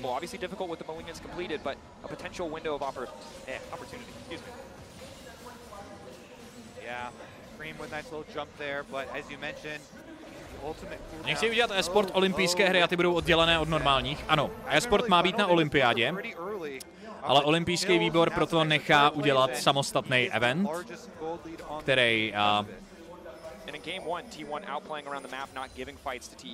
který předpokládám, že asi bude dělat ESL. A zatím jediný informace, který máme, je, že by to teda mělo být příští rok, první. A že 12 let v řadě, každý rok by se to mělo odehrávat. A 12 let v řadě se to mělo odehrávat v Riadu. Good start to the fight into the CC. That's going to have to be crucial here for TES. They need to find a target, isolate them, and take them down immediately. But you can see they're uncertain. Zayas caught between multiple members of the team, but they don't want to pull the trigger. Instead, focused on the objective here. Baker is TPing. It's to a very safe ward here, and the ulti in 5 seconds. Bakers will be available. Herald gone. Do they want the exit fight? T1 musí velmi delikátně tady ty fighty. Předtím měli dobrý setup, protože našli T1, jak hledal flank, ten má ale teďka Divine Cinderer, takže docela vydrží. Tohle není zase nějaký Glass Cannon Viego, tohle je ten klasičtější Viego build, takže vlastně celý způsob, jak T1 chtějí fightit, je, že se snaží najít a izolovat Viega a zabít ho jako prvního. To je jako optimální scénář. Faker respektuje, to je dobrý, protože owner je na bot side.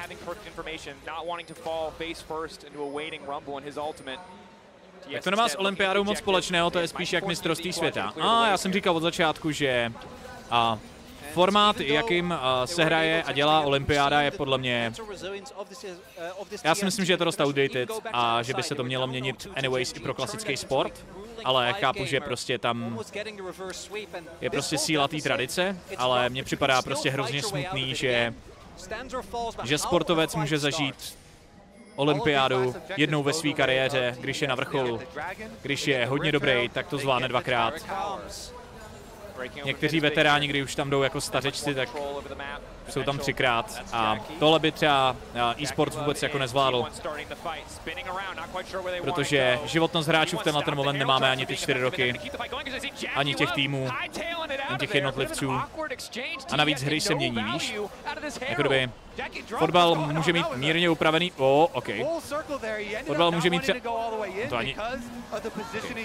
A fotbal může mít mírně upravený pravidla nebo něco takového, ale když nějaká hra prostě se proslaví a vznikne v ní e-sports, tak pokud nevezmeš zrovna Counter-Strike a nebo League of Legends, tak je to fakt jenom chvíli na píku nějaký popularity a pak to zase zhebne, chápeš? Takže ty nemůžeš mít soutěžení jednou za 4 roky, protože nemůžeš vypsat soutěže, které potom jako už nebudou relevantní, nebo tak. Takže dává smysl, že pro počítačové hry, které se mění, protože to je, jako chápeš, to je samostatný sport v uvozovkách. LoLko a CSko, to nemůžou hrát i stejní. Tak jo, ještě dotaz samozřejmě, pardon. Tak prostě se dá předpokládat, že se to musí měnit. Takže to dává smysl. Tohle je ta poslední věc, která mi vadí. Ale říkám, nevím, jestli se teď chceme pouštět do tohohle tématu jako olympiády, protože já jsem zatím ohledně toho dost hořký, ale nerad bych tady šířil špatný vlny, dokud nebude statement od Riotu, dokud nebude víc informací o tom, co se vlastně bude dít a jak se to bude dít. Tenhle ten moment jsem ohledně toho ale docela hořký, protože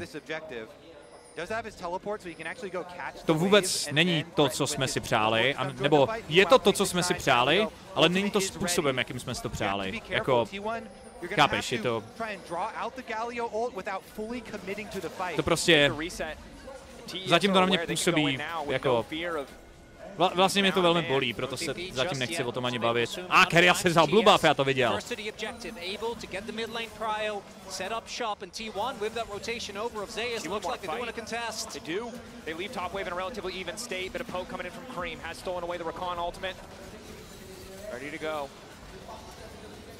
Zoning away, 369. TES, priority setup, T1, what's the angle? T1 tohle evidentně chtějí fightit i přesto, že ví, že soupeř má teďka spiky, dobře, jdou to zkusit. Faker dostává kombíčko, chci ho odskočit, pozor na Galea, spacing. Zin tankuje Infinite. Charm, Faker, teď má cooldown, Faker čeká na Charm. Ještě Galeo flash získají, on nemá flash! Okay. Chudák, jak ho tam zmydlili, vole. Good play for TS overall. They do have to pay with the life of their chicken top laner. Giving up a kill for a dragon, you're going to take that for sure. Já mám třeba rád e-sport, ale mám pocit, že to nejde vůbec porovnávat s klasickým sportem, natož to být zařazené na stejné soutěži, proto to není na stejné soutěži. Proto tomu nechali udělat samostatnou soutěž. Já si myslím, že je to naprosto v pořádku. Já si nemyslím, že na klasické olympiádě by měl být e-sports, to, že budou mít samostatnou soutěž, je naprosto v pořádku. Makes it really hard to actually get damage on the backline for either side. And I think Meiko's performance is crucial in that fight because he stops Kerio with the ten ultimate, Krémův sidestep na ten slow od Zina. Onto Jackie Love to get Ezreal out completely. While T1 probably favored at that point in the 5v5, TES good discipline to just retreat. Yes, they do have to watch their chicken get fried in the middle of that dragon pit, but I think a worthwhile cost overall. Yeah, and you can see T1 very cognizant of trying to use their dash champions Faker and Keria to go in. Dalo by se říct, že zbytek top e-sports vyslepičili. Určitě vyslepičili, ale oni to nechtěli evidentně fightit potom, jakmile viděli, že T1 mají dobrý setup. Oni zkusili top e-sports hledat nějaký fight, ale v moment, kdy tam byla položená dobrá Rumble Ultimate, tak to trochu vzdali, víš? Takže si řekli, OK, tenhle flank nevyhráváme, je pro nás víc safe vzít jenom draka, damage control prostě. Vzali objektiv, který málem teda ani neměli, ale mají ho. Ale T1 získávají goldovou výhodu a ty dva draci pro ně nejsou velký problém, oni mají srovnaný na grabíky a scalujou dobře do toho midgame.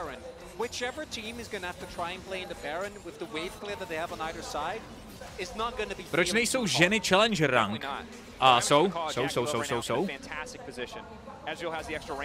je to spíš výjimka, jak samozřejmě velmi málo, ale to je přece naprosto logický, když si vezmeš ten půl těch hráčů a to, kolik bylo hráčů a kolik bylo hráček před pár lety, tak je to naprosto logický, že to bude převažovat. To je jako, to je prostě kulturní věc, která v tenhle ten moment už prochází jako určitou změnou, ale všechno chce čas, že jo? Počítačové hry vždycky vyráběli a dělali kluci, byla to ta věc, který moc ženy nebyly a teď ty ženy v gamingu a celkově v e-sportu a ve všem, jak se to víc popularizuje, dostává do mainstreamu a do kultury, přestává to být zábava jenom pro chlapce, tak s tím přichází spoustu jako potom pochopitelně hráčů a hráček, kteří jsou i na vyšším ranku. Both ultis forced out here. Again, it's really a game of attrition. Who can get better setup? Who has their waves in a better spot? Who has better? Můžou ženy hrát na Worlds? Můžou. Na ten moment akorát zřejmě žádný tým, že jo, nenašel hráčku, která by byla dostačující v rámci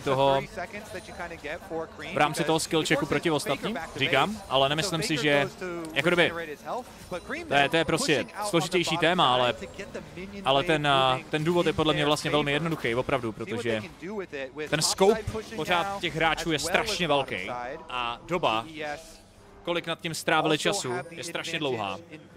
Jako gaming v mainstreamu, který se otvírá starší generaci a který začíná být přijatelný i pro dívky, který dřív zdaleka tolik nehrávali, jako hrajou teďka poslední roky, tak je prostě opožděný. Já si myslím, že to není nic nereálného vlastně jako v reálně dohledné době klidně jako vidět prostě dívku hrát v nějakém jako profi týmu jako normálně v chlapeckém týmu. A myslím, že se to jako reálně stane. Jako já si myslím, že je to jenom otázka času vlastně.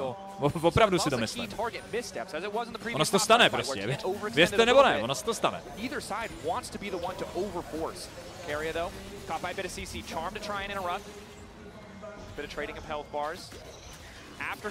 Podle mě příštích 5 let úplně ne. Je možný, že třeba za 6, za 7, ale stane se to.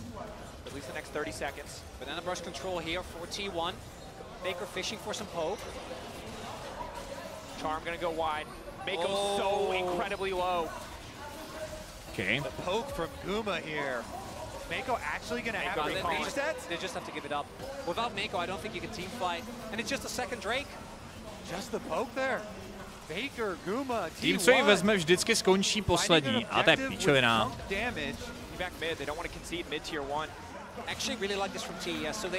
Tak kdybys řekl, že neexistují dobrý šachistky a nikdy nebudou. Jako.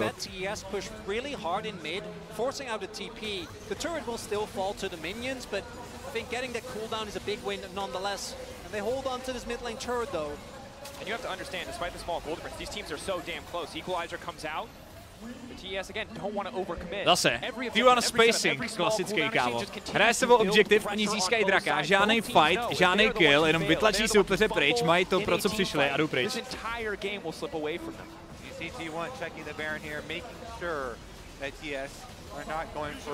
Oproti mužům nejsou, no to taky není úplně pravda. Ale jako kdyby samozřejmě na té vrcholové špičce šachů a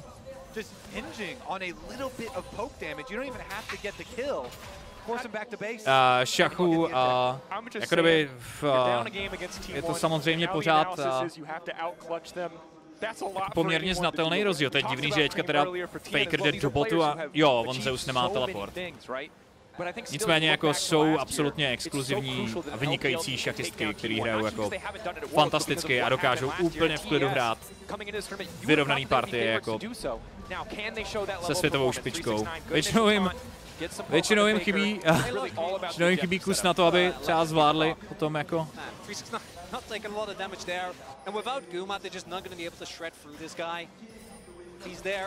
urvat si tu pozičku, ale není to tak, jako, že by nebyli konkurenceschopní nebo něco takového, vůbec to jako není pravda. Okay. To není dobrý fight. Jo, to byla defenzivní quickness. Faker musí ultit. To prohrávají. Zeus je daleko. Jako my v ideálním světě potřebujeme spíš toho Rumbla dostat do botu, aby Faker mohl na té strong side hledat ty piky. My potřebujeme Fakera spíš na top lane, ale dokud nejsou cooldowny na teleporty, jak si to rozdělilo blbě, jakhle. No! But Tien might not be either. No, he is. Okay, my bad. Byl to gol jak svině. Ulti to clear the wave. Bot wave pushed in, forces response. TES have priority access on the Baron. They don't have the best Baron taking comp right now in terms of itemization. It's not the Blade on the Viego or the Kraken. It is Black Cleave versus Thunder's guy. We are biding our time, okay? We will strike when the iron is hot. We will not make a mistake. And I think either team, for T1, it's understandable because if they're able to win this game, they're up 2 match points. And for TES, trying to fight your way out of that against T1 of all teams will be a nightmare. I feel like we are very close to Draco's going on strike and just not even talking until there is an actual team fight. Wait, actually, Draco's, I think we have a good fight points. Maybe you can get us a cup of tea. It's right. I'll be back, guys. I'm sorry. You guys, if they fight, holler, and I'll shout. Yeah, we'll get you over here. I'll be back. Okay, we wouldn't do that to Drake. That'd be very He jumped. Why would you? You know, I wasn't joking when I said the tension is building. All it takes is like every. Už se snažili dělat esport holčičí týmy a vždy skončili poslední. Soky. Vůbec se do téhle diskuze prosím nepouštějme. Před 10 lety bylo 98% hráčů League of Legends, 99 možná kluci. No, teďka je to třeba 80/20, nebo možná 85/15. Jako, prostě to kulturně je jiná hra. Otázka byla, proč nejsou holky v Challengeru? Já říkám, že jsou. Protože jich hned několik znám. Nebo pár spíš než několik. Já přímě nějak jako nemám ani moc jako ambici poznávat lidi v Challengeru, ale o několika vím. Dokonce i na Koreji, nebo i na čínském serveru, by the way. Takže jsem jenom říkal, že jsou, že to jako není pravda. Že by nebyli schopní hitnout ten dunk nebo něco takového. Jackie hitting some crucial poke here. The slow battle TES favored thus far. Again, if they can bait 1 or 2 ultis, it's easy for them to continue to step up. Jackie with a couple of forward-facing arcane shifts. You can tell he really wants it now. Neither team sitting on soul point as well, so neither team can commit too heavily towards this Drake. At the point in the game we're in now, approaching 30 minutes, either team can definitely take down that Baron in a very short amount of time. With Carriot down a heal, down his health bar, this time TES are looking to take this dragon uncontested, and T1 want to be T1. They weren't willing to force. Oh, the poke again. I mean, Navori allows Guma to just obliterate this objective, but that initial bit of poke hitting him does matter. Tien doesn't have enough vision here to be confident to step up. TES instead fighting for mid-wave control, and we go again. This dance, this back and forth prodding, hoping to find these cooldowns. The weight of this moment. Protože jste nasrali Tomíka, vole. Máte po ptákách. Nebudete psát. Ale můžete aspoň psát šéf Keria, vole. Ale oni začínají. T1 Baron. T1 Baron! Zase. Hra okolo Fog of War. Velmi pomalá. Čekáš na ten face check z midu a teď chase. Faker teda tankuje jak na benzínce, vole, ty kvéčka od Ezreala. Jo, teď to není dobrý, tohle není dobrý, tohle není dobrý. Faker, tancuj, vykrucaj. Cream 369 ready to step forward. Jackie Love safe for now, knowing a lot of those ults are missing, knowing that Faker is out of the fight for a moment. But he's recalling and he has the TP, he can find the flank. There's so much vision around TES, they have to be careful about overcommitting. Now finally they will sweep away these TP wards. Oh, a lot of damage is still done to T1 though. Baron, Chunk still, Mako, he's running, but 4 members they spotted. There they attempt to flank. Oni vidí Kerriu, no, ten flank nenajde. A to ten sidestep, ten Magor! On chytil všechny! Holy shit! Holy fucking shit, ten Keria! To není fair. Tyhle Worlds nejsou fair, protože jenom jeden tým má Keriu. Tyhle Worlds nejsou fair. Jenom jeden tým má Keriu.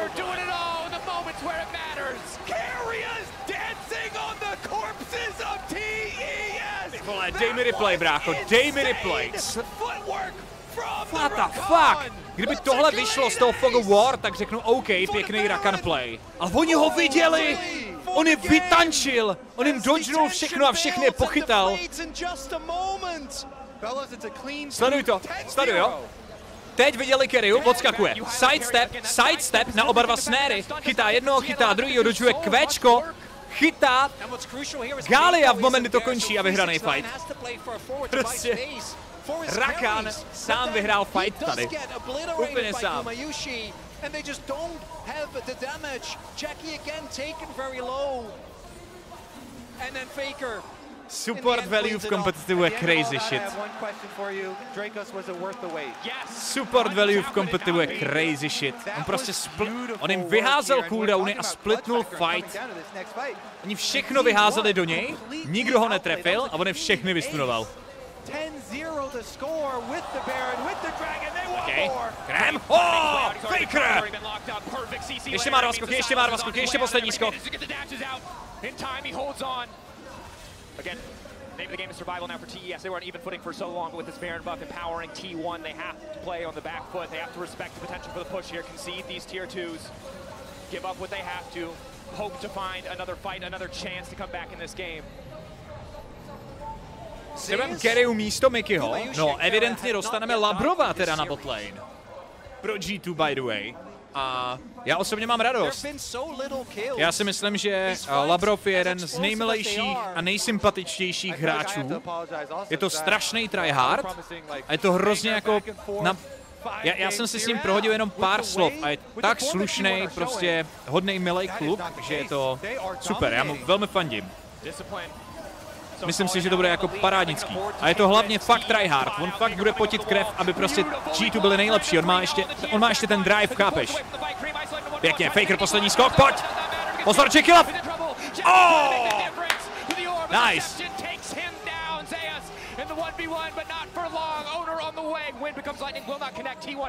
Vlastně, kdybys teďka postavil Labrova a Mikyho, tak pravděpodobně řekneš, že Miky je možná třeba trochu lepší. A že jako nechápeš tu změnu, ale já ji naprosto chápu. Já to naprosto chápu. Za prvé, Labrov je velmi dobrý, já nemyslím si, že je horší než Miky, nebo minimálně ne výrazně, oni jsou třeba plus minus even v rámci individualit. GG's 2-0. Pojďme rychle 3-0. Pojďme rychle 3-0. Za prvé si myslím, že Labrov není výrazně horší než Miky. Myslím si, že jsou buď even, anebo že prostě něco takového, jako plus minus stejně. Ale budeš mít kluka, který ty vole se zblázní za tu příležitost, rozumíš? Máš prostě kluka, který mu je 22 let, to znamená věkově sedí plus minus do toho týmu, protože G2 nejsou nějak jako starý tým nebo něco takového. Máš kluka, který má docela na svůj věk, docela dost zkušeností, který hrál podle mě v BDS velmi slušně a který hlavně bude jako fakt potit krev na to, aby dokázal to nejvíc.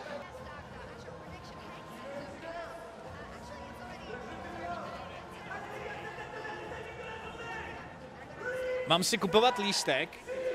Pro moje milé moderátory samozřejmě za vaše služby, jelikož vás neplatím, tak vám samozřejmě rád lístky na ty akce dopřeju, nebojte. Za to, že se tady o tu komunitu staráte, tak vám rád lístky nabídnu.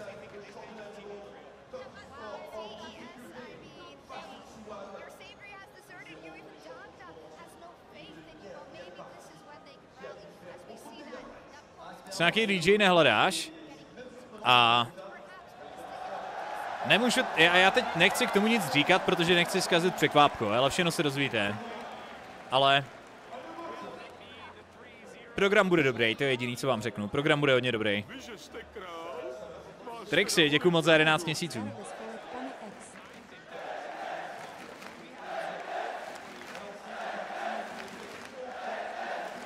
Postupuje VRC někam dál do Tactician. V rámci toho našeho TFTčka, hele, tam se to měnilo už tolikrát, že vlastně ani nevím, ale myslím si, že postupový sloty už v rámci Star Cupu nejsou, že to teďka funguje trochu jinak. Kluci to budou vědět líp, to se změnilo třeba milionkrát už od té doby. Dřív jsme měli postup z naší ligy jako dál, a teď si myslím, že se hraje primárně o ty prachy.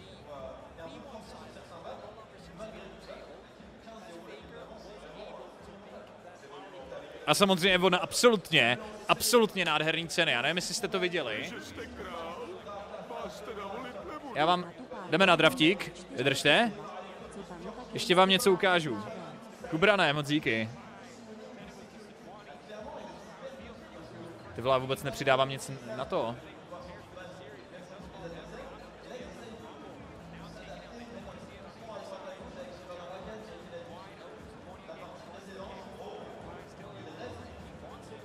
Kubrane, moc děkuju a za 47.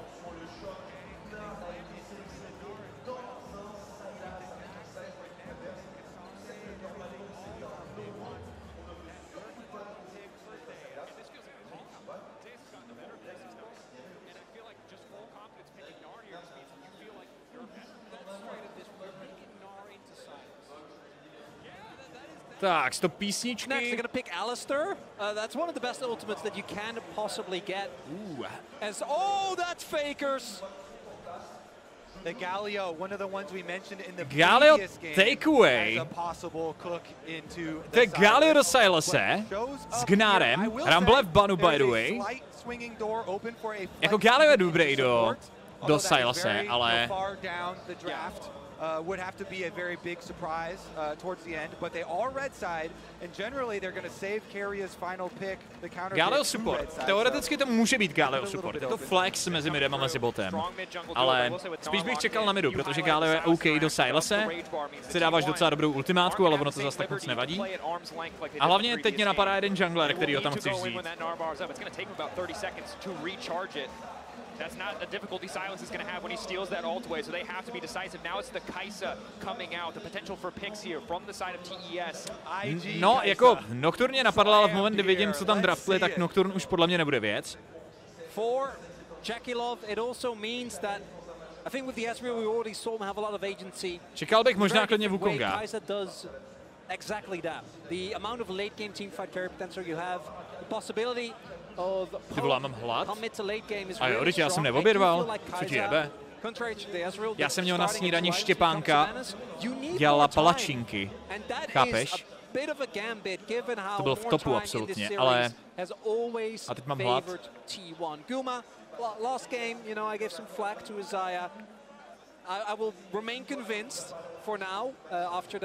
Jsi dneska ten kebab? Ne, počkej, já se ptám kluku, co by si dali. This is the struggle. Obviously, blue side gives you that first pick priority access on the Sylas. The red side for T1 means they're likely to have counter pick for support. So we're already seeing some of the worst defenders taken off the board. The Renata, universally quite powerful. Jungle pool. Taky chci, aby mi někdo udělal snídani. Hele, Štěpánka je v tomhletom absolutní jako goat. Ona se s tím vždycky tak vyhrává, že to vypadá jak z amerikánského filmu. Jako. Vždycky ona dělá takový ty snídaně, vole, prostě, který vypadá jak z Instagramu.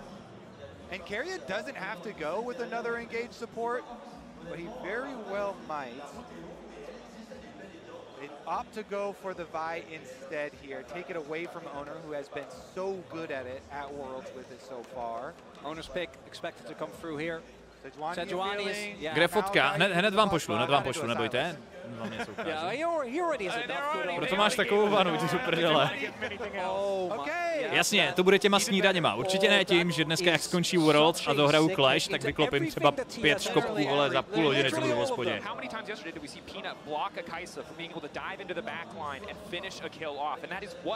TES want to be able to do with all these champions, find these isolated targets, pick them off for the Galio before anyone else can get involved. Also, like you're running again a dive, a short range comp into Poppy Galio.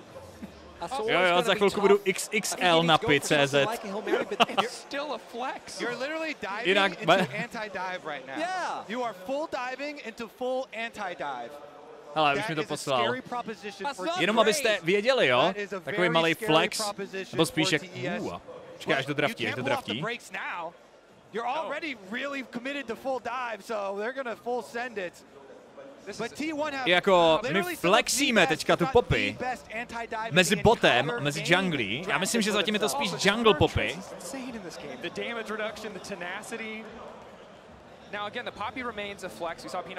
Za mě je to tady spíš jungle Poppy teda. Ale jako...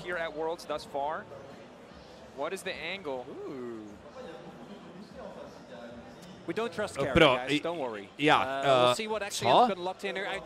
To nehraješ Shena, že ne? Nebo...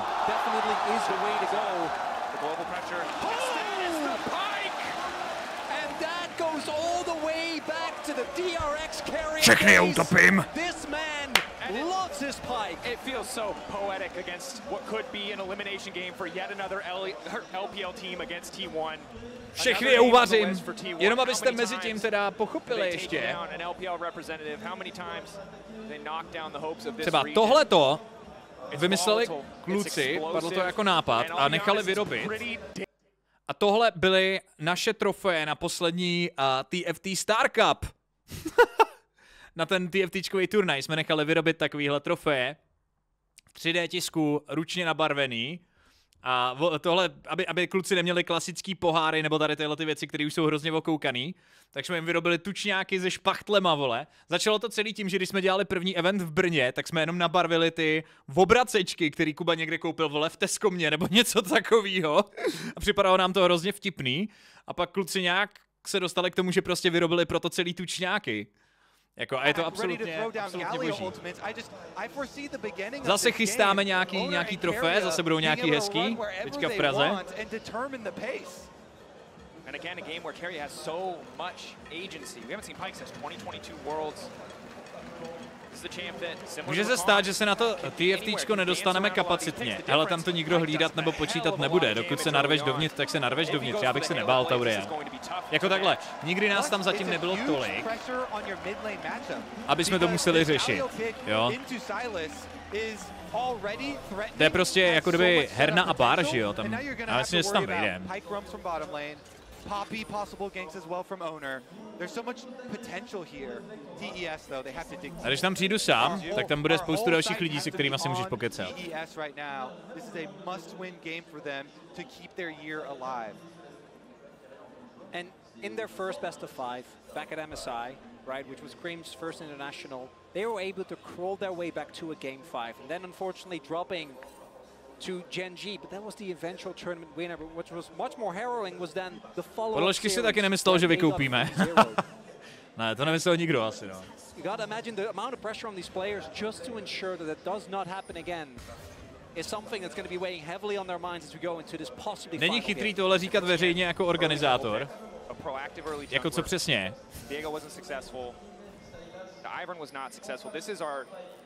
Že se tam nehlídá kapacita nebo něco takového. Tak sorry, ale ta kapacita je tam asi 250 lidí. Totálce a nejvíc nás tam byla tak polovina. Jako. Ježiši Kriste. Oni šli late invade a Keria jim to resetuje.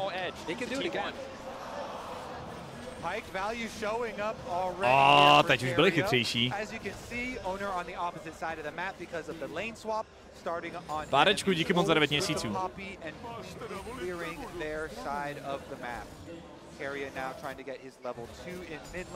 Jinak klasický lane swap zase, Marksman s top lanerem. this pairing of Gumayushi and specifically Zeus and Nar to just mow down turrets is something that T1 have been using actually really consistently. They love this pairing of Guma together with Zeus on a pick that can actually push nicely early.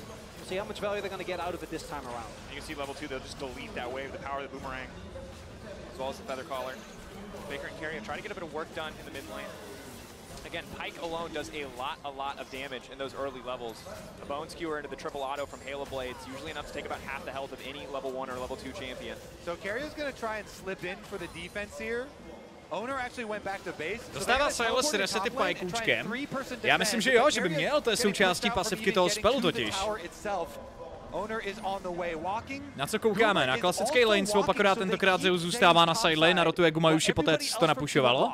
Takže vlastně ten, kdo je na tom nejvíc bitej, tak v tomhle případě je zase solo laner.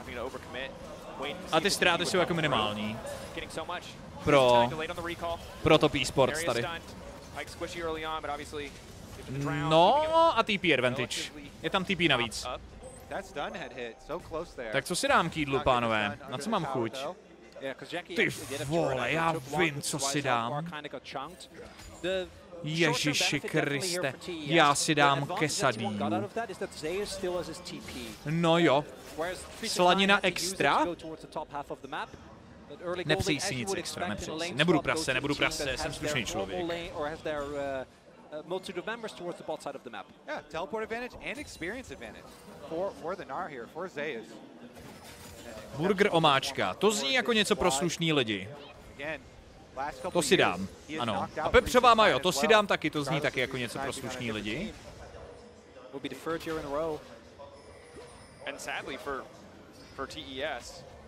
Odkud to objednáváš? Jmenuje se to Couples Food Track v Brně. A mají tam něco, co vůbec nechutná jako normální quesadilla, kterou kdybyste si dali jako autentickou, tak je dost jiná, ale z nějakého důvodu je to strašně dobrý. Takže doporučuji, akorát se tam neobjednávejte teď si objednávám já, nechci, aby mi to přivezli pozejtří. Ne, že zhodíte World, já vás znám. Yeah, Carrier was pretty deep, so he ends up having to flash himself as well. Owner was already rotating to this top side. Can he cover this dive? 369, not really great wave clear. Meganar fading away. Zeus a little bit more vulnerable. You can see that XP advantage paying off as 369 tries to get what he can. But he doesn't have TP, so any damage that can come down onto him is gonna really stick. Yeah, this with the experience advantage, with the teleport advantage, chunking away, poking under tower, working away at half of a turret plate already. PTA, děkuji moc za subscribe. Vítej.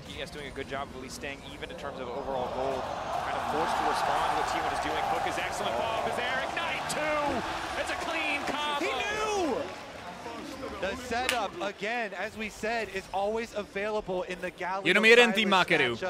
Carrier is there. They easily execute. And T1, they start their snowball. They craft it. Jenom jeden tým má Keru. And in mid lane first. A začíná to být strašně nesmysl ten hráč. Jakože Meiko je player to watch stop esports. Jeden z nejlepších supportů na světě. A pak je tady Keria.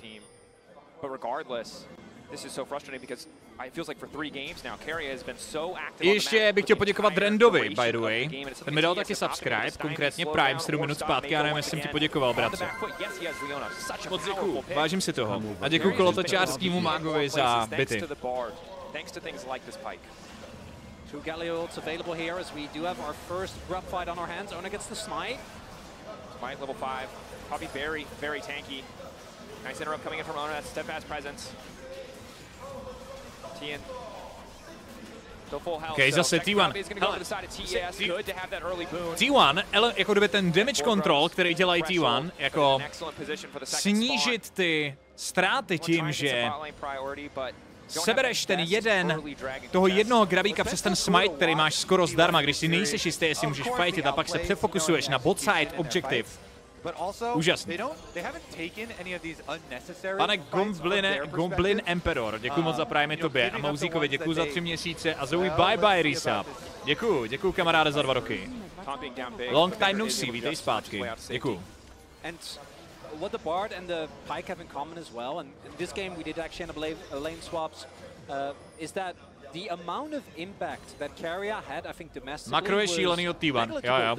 Oni mají kartičku do makra. Oni mají neskutečnou kartičku do makra. Ale Faker misnul kanona. Ty vole, další! To je déjà vu, ne tohle? To jsem viděl už. No TP. No TP, so that damage is going to stick. He has 3 biscuits and a pot. He's going to need to start chugging immediately. To je prostě půl do toho tauntu, ten Faker to prikástí, že jo? Keria ho jenom půl, ne? You just push Cream away from the big old minion wave. Deny a couple of minions there at the tower. Make TS call the rest of their resources. Call over TN, call over Mako to even help Cream be able to salvage. Proč jde Kennen AD? Something I do really like, want to highlight this, even though it is going to impact the team fighting, is that Kennen nejde AD. Já bych čekal, že spíš pojede, možná pojede kvůli cost efficiency ten.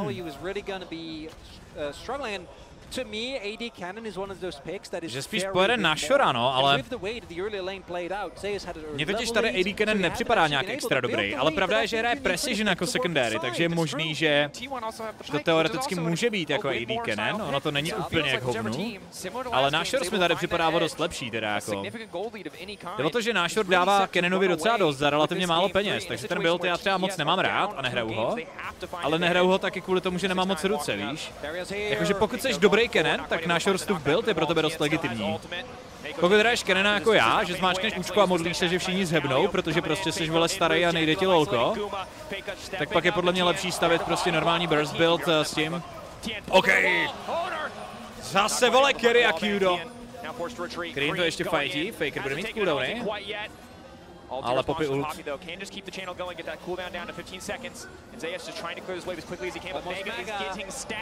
Ono tady tenhle ten build ti hodně pomáhá i v early game. Zeus bude mít mega. What? Ten taunt!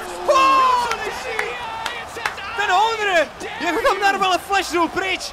To je crazy! Oni jsou tak dobří, ty vole! Ten channel CC, viděl jsi to? Ten Gnar, který flashoval na tu ultimátku, do toho flashuje Faker, přesně na tu vteřinu, kdy končí ten stun, follow-upuje tauntem, pak tam jde Poppy, ta dává Ečko na ten cíl, jenom pro ten stun, a hned flashuje pryč, aby soupeř neměl ani setinu na to použít flash nebo jakýkoliv spell. To je crazy! They weren't confident enough to take that play, and it all fell apart. Cream still has access to this Snarl ultimate for a little bit longer. Maybe he can get something back, but it's starting to feel like the writing is on the wall.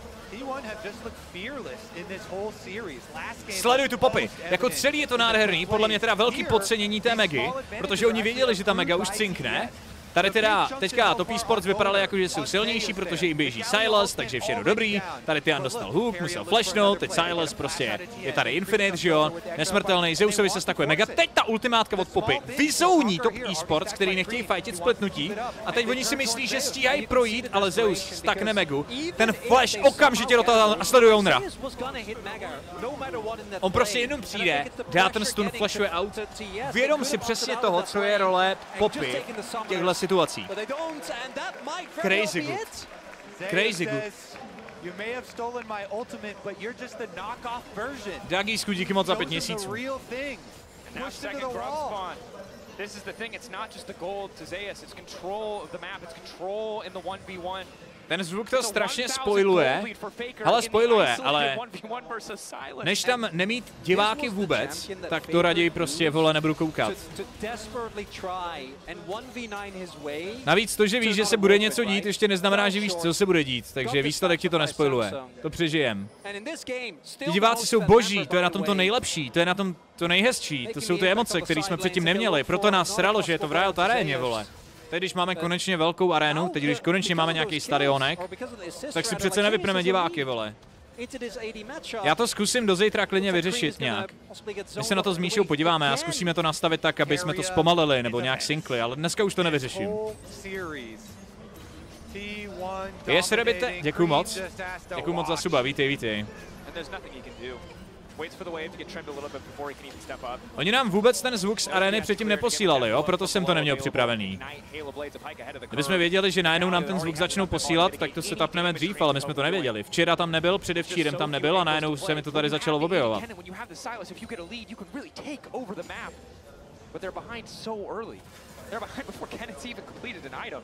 I already dislike AD Kenneth as soon as you start talking about it. I pointed it out, and I wish you guys could have seen Kobe's face, because I'm like, oh, fuck, maybe you know, and Kobe was not. I mean, he's not having it. I mean, dream scenario is you can like get to a point where you're playing side lanes, but they haven't been able to play. You're also playing into Galio. I know you have Silos, but even then. Also into Pike, right, who can just collapse on the side lane so quickly as again, Carrier continues to wreak havoc. Good on TS, they are able to grab the objective. We're better on the setup, did get the push out, still behind, but holding on to something in this game. Je to lepší od té doby, co se tam zvuky z arény víc fandím. No jasně, je to mnohem lepší. Je škoda, že prostě ty G2 si nezahráli v té aréně. To mě hrozně mrzí. Vem si, je to ve Francii, Hansama je Francouz. Je to v Evropě prostě. A naše týmy si ani jednou nezahráli před publikem pořádným. Hráli v aréně, kde je 200 lidí. To je vlastně na tom, co mě sere nejvíc.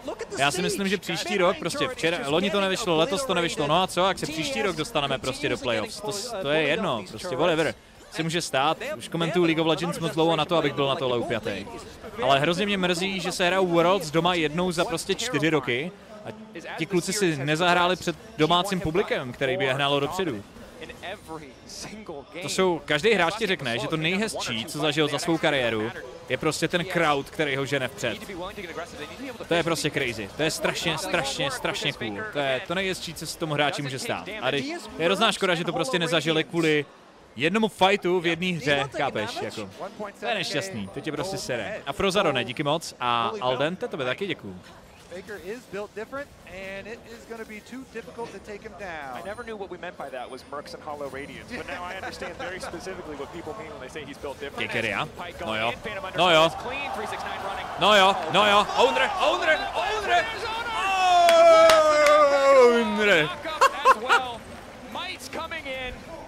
Popic se má zase vrtulku v prdeli, ty vole. Face Rush, Flash, Nimbus Cloak, modrý upgrade. Don't do it to him, MasterCard. Don't do it to him. Oh, the lane economy is bad. The economy is difficult. The economy is rough for TES again. Need to find angles, need to find fights, but a 5K gold difference before 15 minutes. TP in. T1 know they're stronger. They just want to keep fighting. To si nemyslím, že Zeus se fightit. Tam není poběďka. Ale tak jako můžou to hrát pomalu!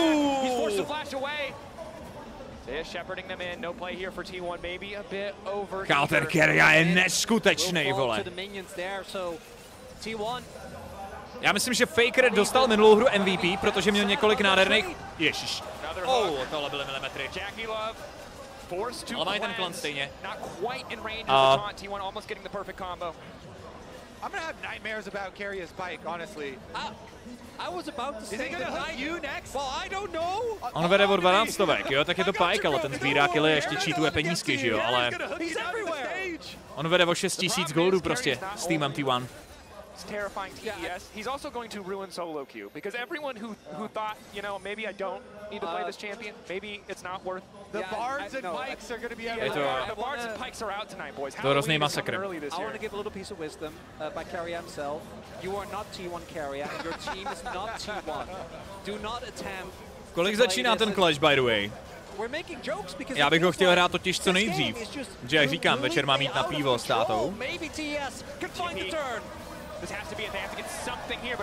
Okay, tohle nevypadá dobře pro T1.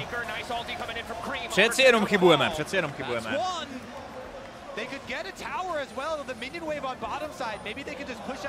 Protože já jsem si říkal, že to tak krásně vyjde, že skončí BO5, vole.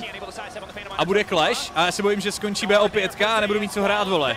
Protože sleduj, co s nima dělají. Jo, teď ale chybujeme. Teď chybujeme hodně.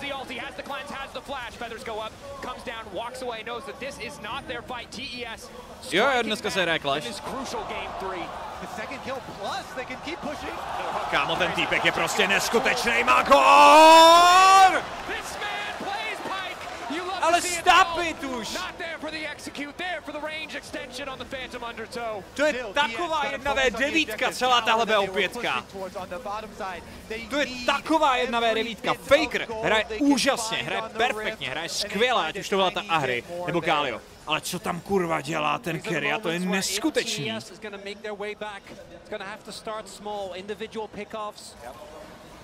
On prostě gapuje úplně celý tým.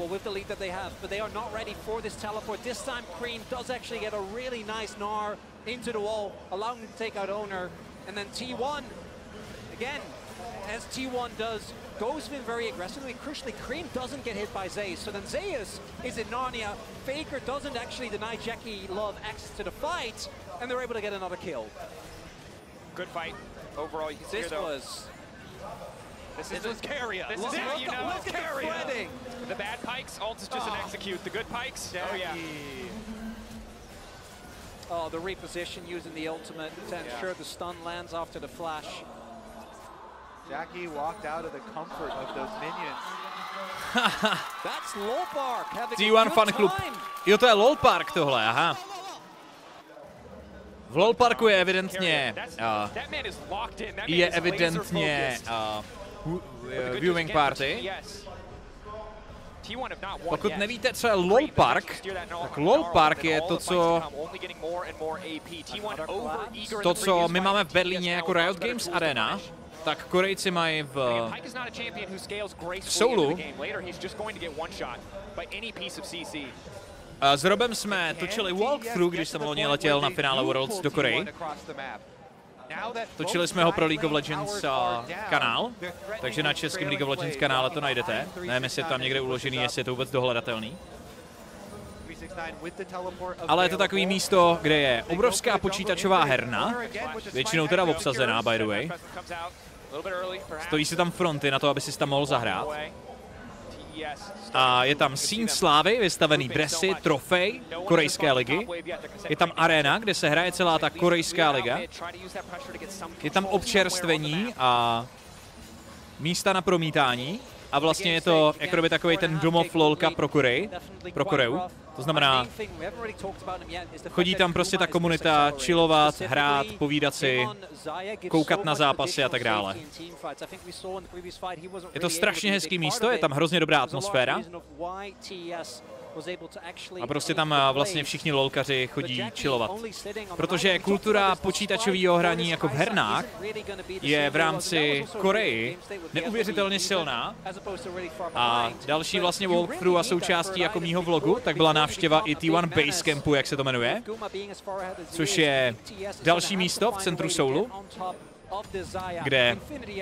což je základna vlastně Basecamp, no, základna týmu T1, kde máte obrovský shop jenom s T1 merchandisem, protože T1 dávno nemají jako merch jenom trička nebo mikiny, ale všechno. Štěpán si sem přivezl třeba T1 hůlky, nebo když už je Kyria ten vole kuchař, že mají prostě od hrnečků přes přívěšky až po prostě rohošky. Jako úplně všechno s tématikou T1 tam je. Je to obrovský obchod v podstatě,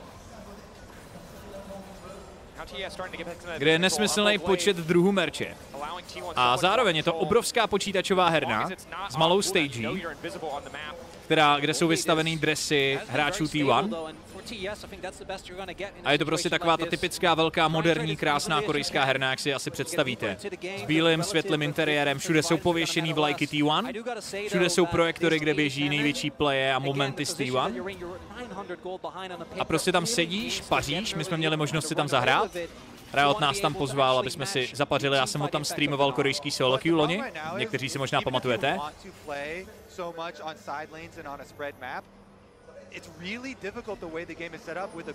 A je to tam takovej čílek, no. Sedíš mezi solo queue, si alt tabneš, otevřeš si tam program, který nemluví moc anglicky, teda spíš jenom korejsky. Tam si naťukáš, že máš chuť na rámen. A než dohraješ solo queue, tak ti přispěchá chlapík a přinese ti rámen v počítači. A ty lidi tam opravdu jako sedí prostě, dobrý bait, Kerry nemá flash. První chyba od Kerry, Krém to zkouší, dobrý side. A jako musím říct opravdu, první věc, která mě překvapila, jak jsme se před chvilkou bavili o holkách v rámci gamingu, e-sports a League of Legends, reálně 30 až 40% těch návštěvníků tam byly děvčata. A ne jakože, jak si říkáte, že tam přišli hrát nějaký ptákoviny. Prostě hráli solo queue a mlátili do stolu. Jako naprosto seriózně. Skoro polovina návštěvníků byly děvčata, hráli tam solo queue, všechny hráli lolko a všechny se u toho hrozně vztekali.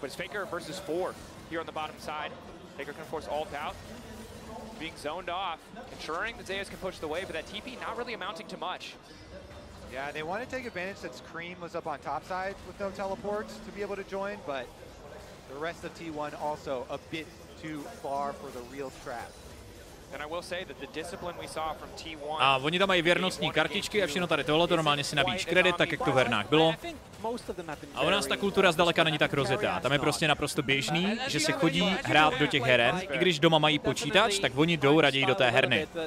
Protože si tam dají ten rámen, protože je nikdo neruší, protože jsou tam mezi svejma, protože na ně dejchá ta atmosféra, protože se tam prostě ta komunita potkává a zároveň to pro ně není drahá zábava. Ono je to finančně velmi dostupný, to znamená, jim to nějakým způsobem nezasahuje do rozpočtu. Takže i z toho důvodu vlastně je to jako v pohodě.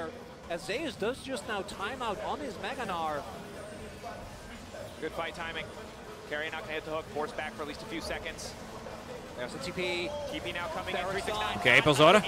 Owner dostává hrozný CC. 369 minus. Owner to nemůže hrát, smite battle, smite to.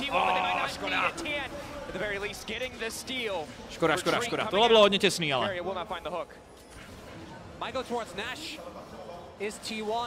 U nás ta kultura už spíše skončila. Já myslím, že teďka trošku zase ožívá, ale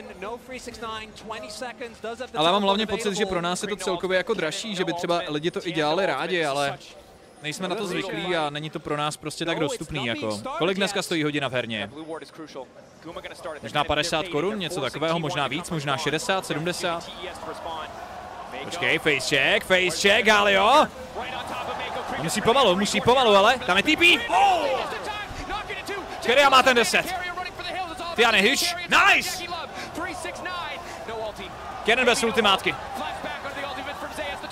Ty vole! Faker! Yes!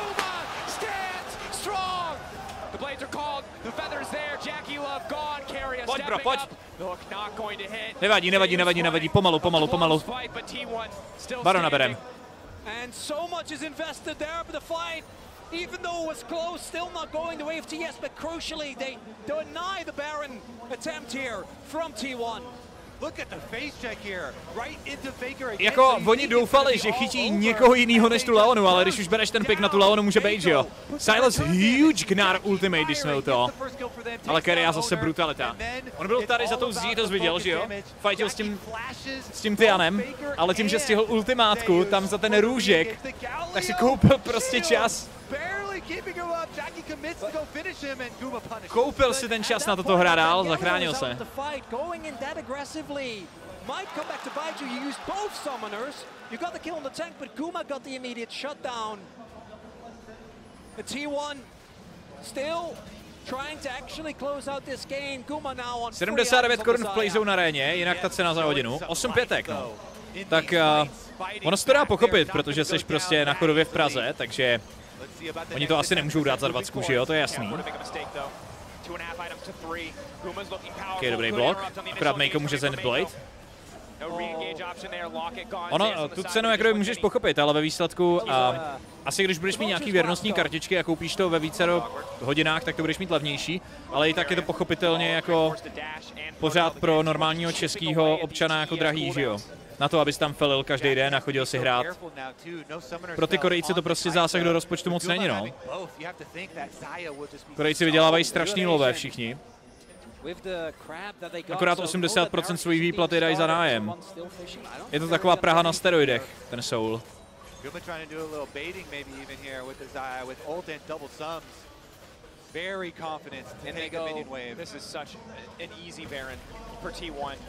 If TES walk into this 3-item Zaya, they will get slaughtered. For Jackie, that's a 3-item power point, but I don't know if he's gonna be in time. Okay, 369. tady mám Vejpůl. Oni to burstnou, on to splitnul. T1 Baron. T1 Baron. Teď to je overfight, to je hodně zvláštní od T1. Čekáme další, ty vole, on našel dalšího. Končí mega, tohle T1 podle mě nevyhrávají, oni musí pomalinku zpátky.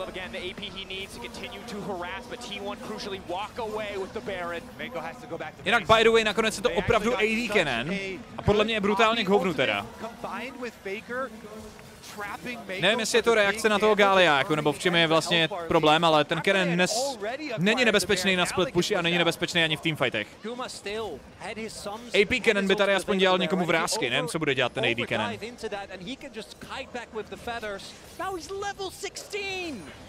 I mean, and the thing is, you have to fight him. You have to go into him. Your wave clear on this team is abysmal. Yes, you're so good at these scrappy fights, the side lane cannon, but it's not. Měli by moc AP, měli by hodně AP, ale pak nechápu ten cannon pick. Mně celkově tady cannon pick moc nelíbil, nepřišel Galio náhodou na první rotaci. Já myslím, že přišel Gnar Galio první rotace, jako. Potom do Záji na P3. To znamená, moje otázka je, proč bys tam bral Cannona v první řadě? Jakože je to připravená odpověď do... On si bere solo goldy?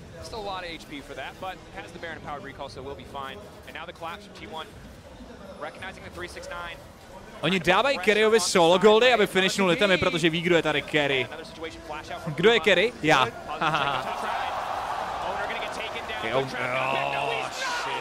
So good.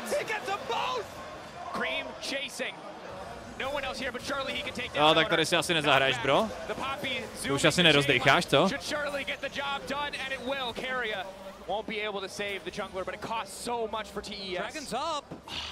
Těším se, až u mě v týmu budou pikovat AD Cannona na top lane. Jo, já jsem včera měl solo queue, že jo.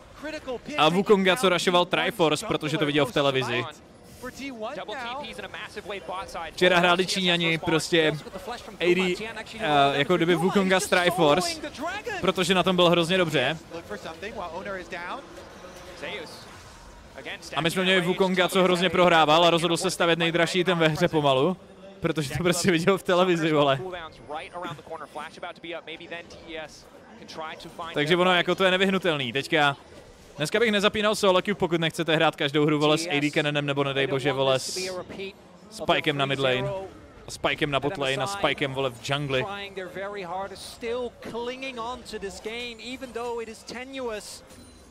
Jackie Love about to hit his Void Staff, slowly getting closer to the penetration item for Cream as well. Dnes Galio všude. Hele, tak vy víte, že já jsem velký propagátor Galia už hrozně dlouho.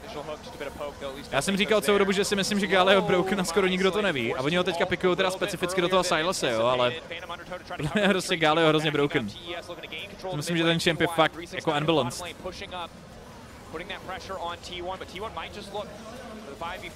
Ty vole!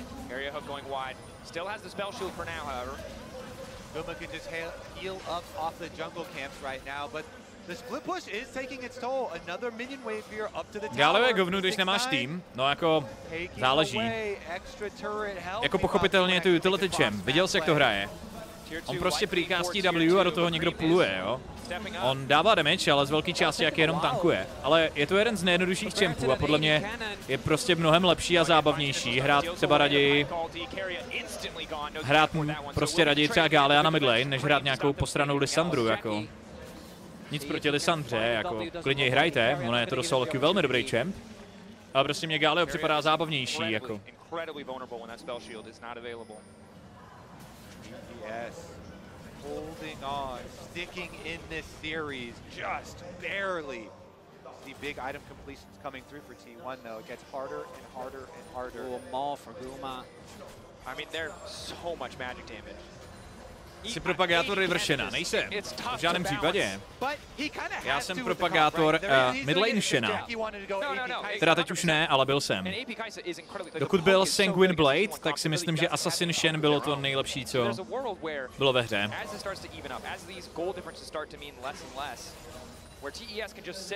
Hail of Blades, Sanguine Blade, Assassination na midlane.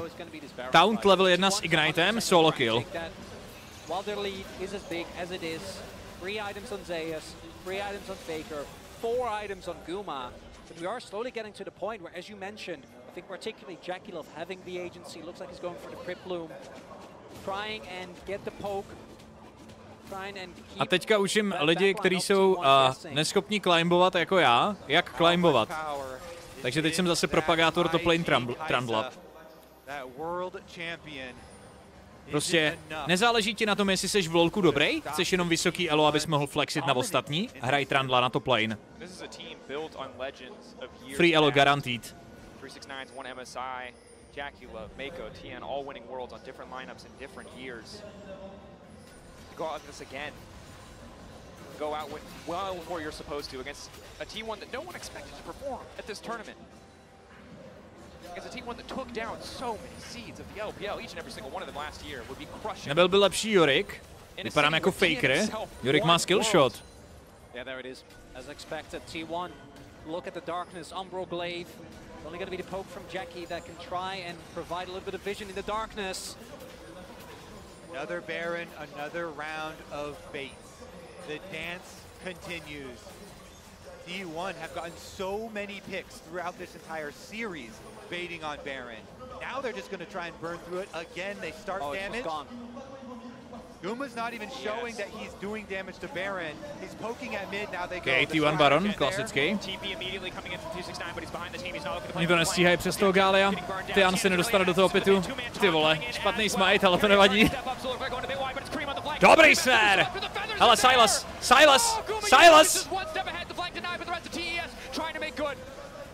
Silas hrál přes tu zeď a oni se fokusili na něj, skočili po něm a nechali tam Fakera samotnýho. Ale jako... Je to jeden kill a věž výměnou za Barona, pořád to dá, ale... Zajímavý split na fokus pro T1, tohleto se jim zase tak moc nepodobá.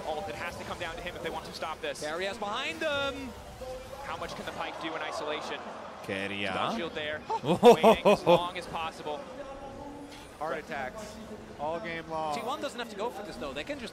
Barona Draka, asi ono, asi to bude drak, to je soul point, to je hodně nepříjemný. Ten drak už zas tak milej není, no.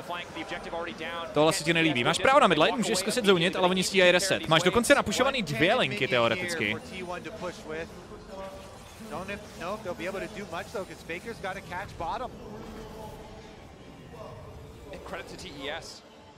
Yes, they concede Baron, but at this kind of deficit, it feels like an inevitability short of a desperate flash in.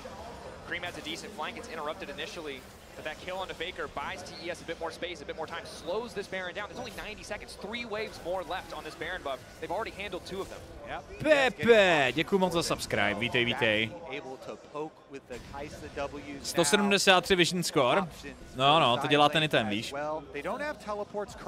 To dělá ten letality item, co ničí wardy. To potom farmíš úplně crazy.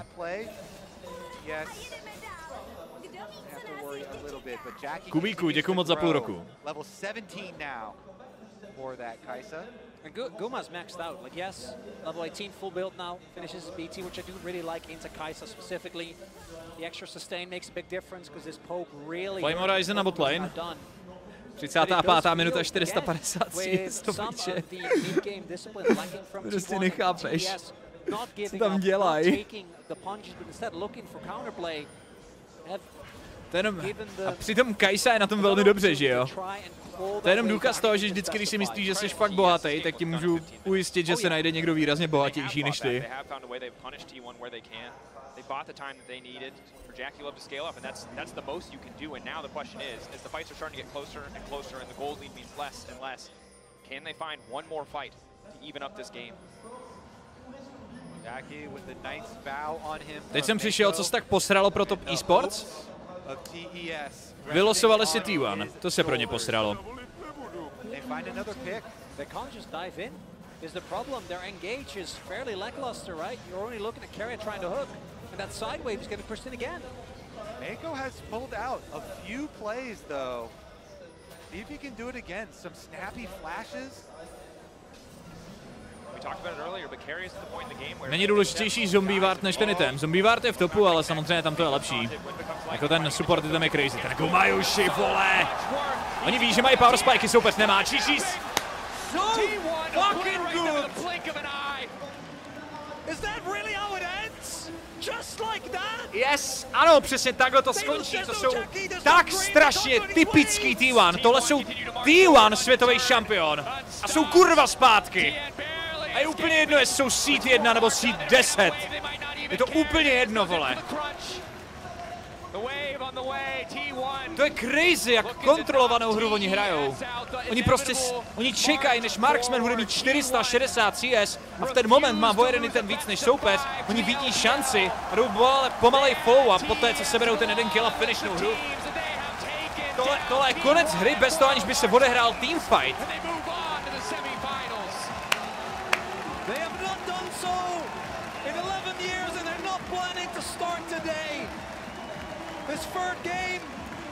Oni jsou tak neuvěřitelně dobří. V tom prostě nechat vycukat soupeře a hrát jenom do svých silných stránek. Nejhorší je, že po takovéhle porážce, kterou dostali top eSports, ani nejseš smutnej. Protože to není jak G2, že prohraješ prostě v posledním fightu o nějaký, vole, rent u, vole, Kalisty.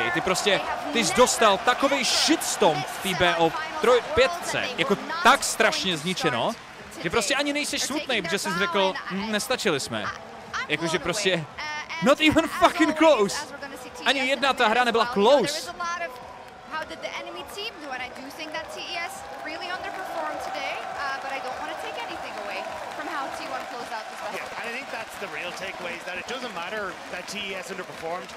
Koukatelný je to velice špatně, Nuda. Neboj. Zítra dostaneš, vole, Nunuho v jungli, vole, Saona na top lane, co se snaží obehrát 3 lidi během diveu. Flashe do fontány, vole, zítra hraje Amerika, neboj, bude to v topu, vole. Zítra dostaneme něco, co se bude víc podobat dnešnímu Clashi, co budu hrát teďka, než tomu, co jsme viděli na Worlds. That's all I'm saying. They want Pike skin, but yeah, I think the big thing again is the glow up from this T1 team, right? So yes, it is an underperformance from top esports. However, it's also on T1 stream nevypínám. Kdo chce zůstat, je vítám. Jdeme s klukama hrát Clash s Morčákem a s Elektrem a se Zgubem. Takže já si tady dám jenom sváču, pokecáme. Dokoneme možná nějaký videa, nebo dáme Lidl, pak možná nějaký solo, jakmile kluci budou ready, tak se pustíme do Clashíka. Pak zahraju Clash a pak půjdu večer na pivo. Takže s Aldou ne? Myslím si, že ne. Já jsem to nedomlouval, já jsem jenom pozvaný, takže já ani nevím, jaký hrajeme přesně line-up. Mně se jenom zeptali kluci, jestli zahraju, já jsem řekl, že zahraju. Takže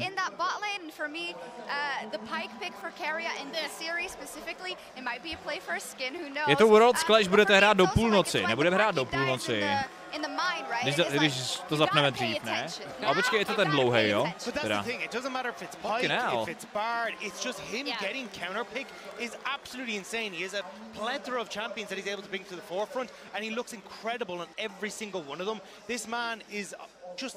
Pozdravuj, taťku, je to frajer.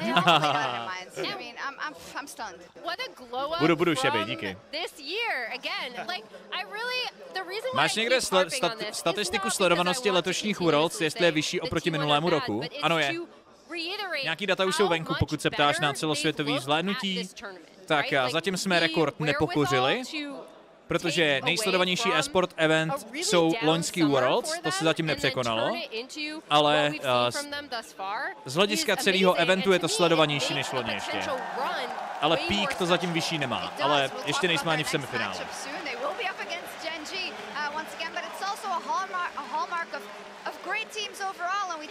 Bude rozhovor s Fakerem? A nebo s Carryou? Já už bych konečně chtěl Fakera nebo Carryu. Oni si Fakera vždycky nechávají na později.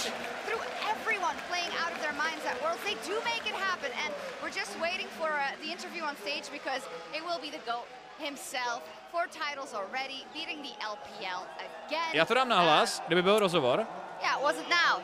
A jdu rychle na záchod, na to stihnu, hned jsem tady. And T1 are doing it in their own way. We have Galio mid, which is making some showing, but we have the Bard, we have the Pyke, we have the Caitlyn. They're playing their own style, and they're finding what fits for them in this tournament. Yes, I think it's finally time now for the interview on stage, because Lore is standing by with the GOAT himself. Let's hear from Faker.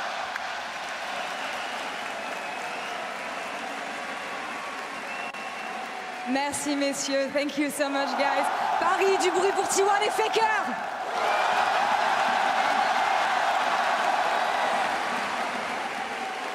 Ça a été une série incroyable, même si un petit peu one-sided, mais il y a une constante avec T1 à travers les âges. Au-delà des générations, la LPL contre T1, ça va toujours dans un sens. Et je me demande pourquoi. Regardless of the generation, throughout the ages, there's one thing that remains the same, T1 versus LPL, often going the same way. What is your explanation for this, Faker?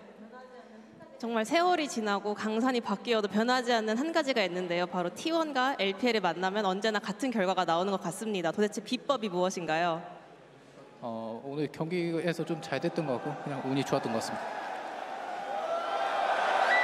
We were having an amazing game today. I think we got lucky. Ils passaient une super partie aujourd'hui et ils pensent qu'ils ont eu de la chance, peut-être pas de la chance à chaque fois, mais en tout cas, ils arrivent toujours à être vainqueurs de la LPL. Ça a été une année compliquée pour T1, ça a été une année compliquée pour Faker. Ils ont failli ne pas se qualifier après gagner les Worlds l'an dernier, mais finalement ils sont là. T1 est plus fort que jamais une fois de plus. Quel est le secret pour durer aussi longtemps et quel est le secret pour à chaque fois revenir et surprendre pour revenir au plus haut niveau? I think it's been a difficult year for you overall. After winning Worlds, you were one game away from not making it this time around. And you were the youngest player to win Worlds. You were the oldest player to win Worlds as well. What is the secret behind this longevity and the fact that whatever life throws at you, you're always going to come back? 올 한 해도 사실은 쉽지만은 않은 여정이었습니다. 사실은 정말 한 세트만 졌다면 월즈에 진출하지 못할 뻔했고 월즈 우승 후에 사실은 많은 역경을 겪으시고 이 자리까지 오셨는데요. 최연소 월즈 우승자이시자 최고령 월즈 우승자 타이틀도 보유하고 계신데 어떻게 이렇게 언제나 오랜 기간 최고의 경기력을 이렇게 보여주실 수 있는 건가요? 저는 뭐 항상 계속해서 어떻게 하면 발전할 수 있을지 고민하고 또 게임 하는 게 재밌기 때문에 이렇게 또 좋은 결과가 운 좋게 따라와 준 것 같습니다.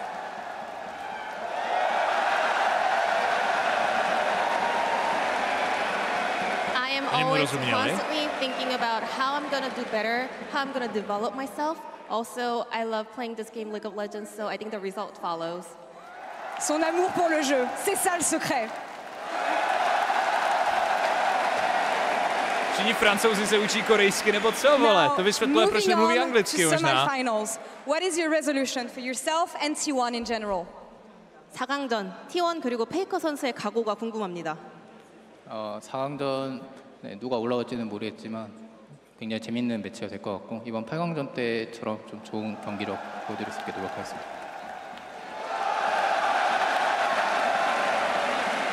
Chápeš to? Týpek něco řekne. Francouzi. But it's gonna be another banger just like today, and I hope we can keep today's form just like we performed today. Sans même savoir qui sera leur adversaire, ils espèrent juste que ce match sera un banger et qu'ils réussiront à montrer le même niveau de jeu qu'ils ont réussi à montrer aujourd'hui. Petit message pour vous. Last question. Dernière question ici. Vous aviez tellement hâte de le voir aujourd'hui, vous avez foutu une ambiance incroyable. Il y en a qui étaient en train de faire la queue à partir de 9h du mat pour voir Faker.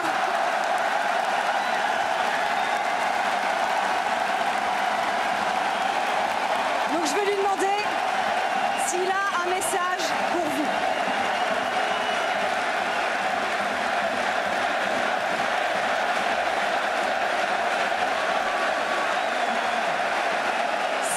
French fans were waiting for you today. We're expecting to see you today, and we're so happy. I think you heard that. I think you saw it with the atmosphere at the venue today. Do you have any words for the fans, Faker?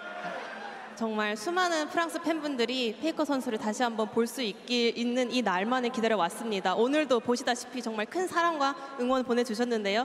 한 말씀 부탁드려도 될까요? 네, 파리에서 굉장히 좋은 추억들이 많은데 또 팬분들이 만들어주신 거고요. 그리고 네, 이렇게까지 아직도 네, 인기가 많다는 게 굉장히 감사한 것 같고 항상 또 응원해 주셔서 감사합니다. 멸시.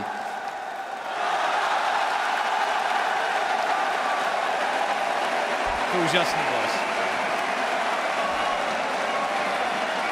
I have such a wonderful memories here in Paris. It's all coming from you guys. You guys made the beautiful memories for me. And I am still very amazed that you guys still love me like this.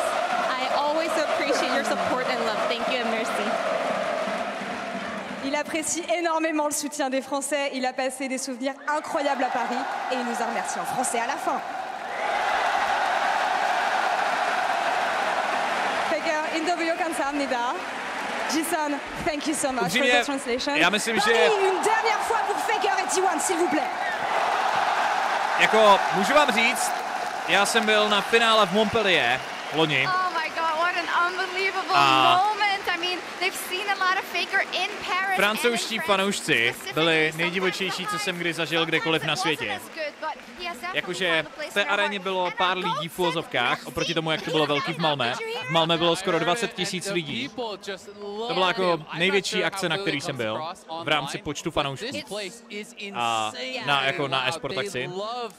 A v tom Montpellier bylo 4500, možná 6, jestli moc. A jako ten bordel tam dělali větší, no, když hrál francouzský tým. A to ani nebylo LEC, to bylo jenom MMA Masters finále. Takže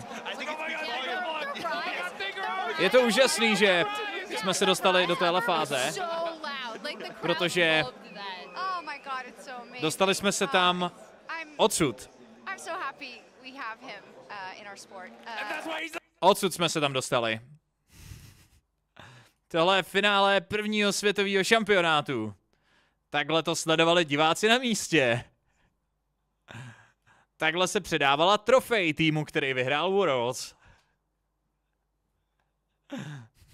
Takhle vypadali komentátoři. A takhle vypadala ta videohra.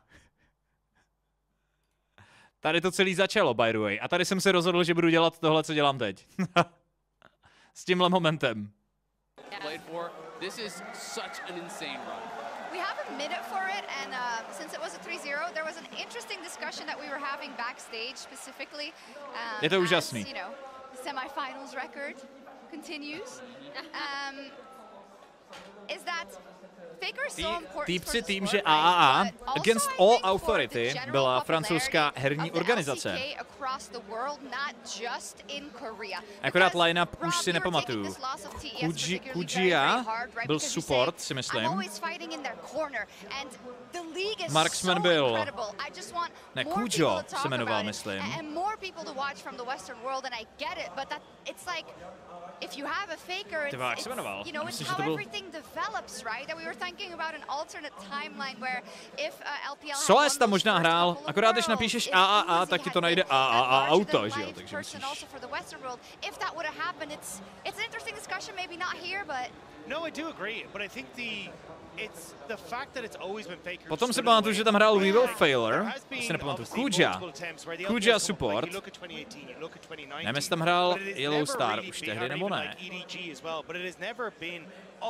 Podívám. Tidus, Yellow Star, Kujia, Nimposer, myslím si, že byl ten původní line-up. A nebo možná tam byl Soes už. Jo, byl tam Soes.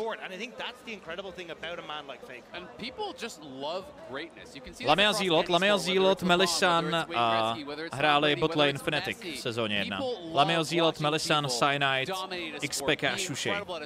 Do things that they wish they could do that inspire them. And Faker has that ability to inspire us and has been doing so for over a decade. And I think that is what makes him so truly special, not even just in League of Legends, but across sport as a whole. And I think it's the ability to beat allegations that Faker does incredibly. Like when you look at top esports today. Tady Fnatic flexili mezi midem a mezi topem. Takže Xuxi a XPK swapovali mezi linkama. XPK většinou hrál spíš top lane. Byl spíš top laner než mid laner. Ale ono se to moc jako kdyby úplně neřešilo té hry, no. Prostě hrál třeba Brenda na top lane, jako takové věci.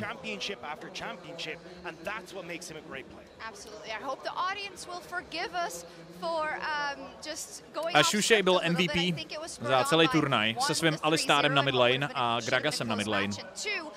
The unbelievable crowd reaction you see and the visceral reaction that Faker brings up in all. Předtím se by the way na medu hrávala Eška. Všichni měli pocit, jak jsou strašně chytří, protože si říkali, já mám šipku, která letí přes celou mapu, takže když to budu hrát na středu, tak se mi to bude všude nejlíp trefovat. Geniální pick.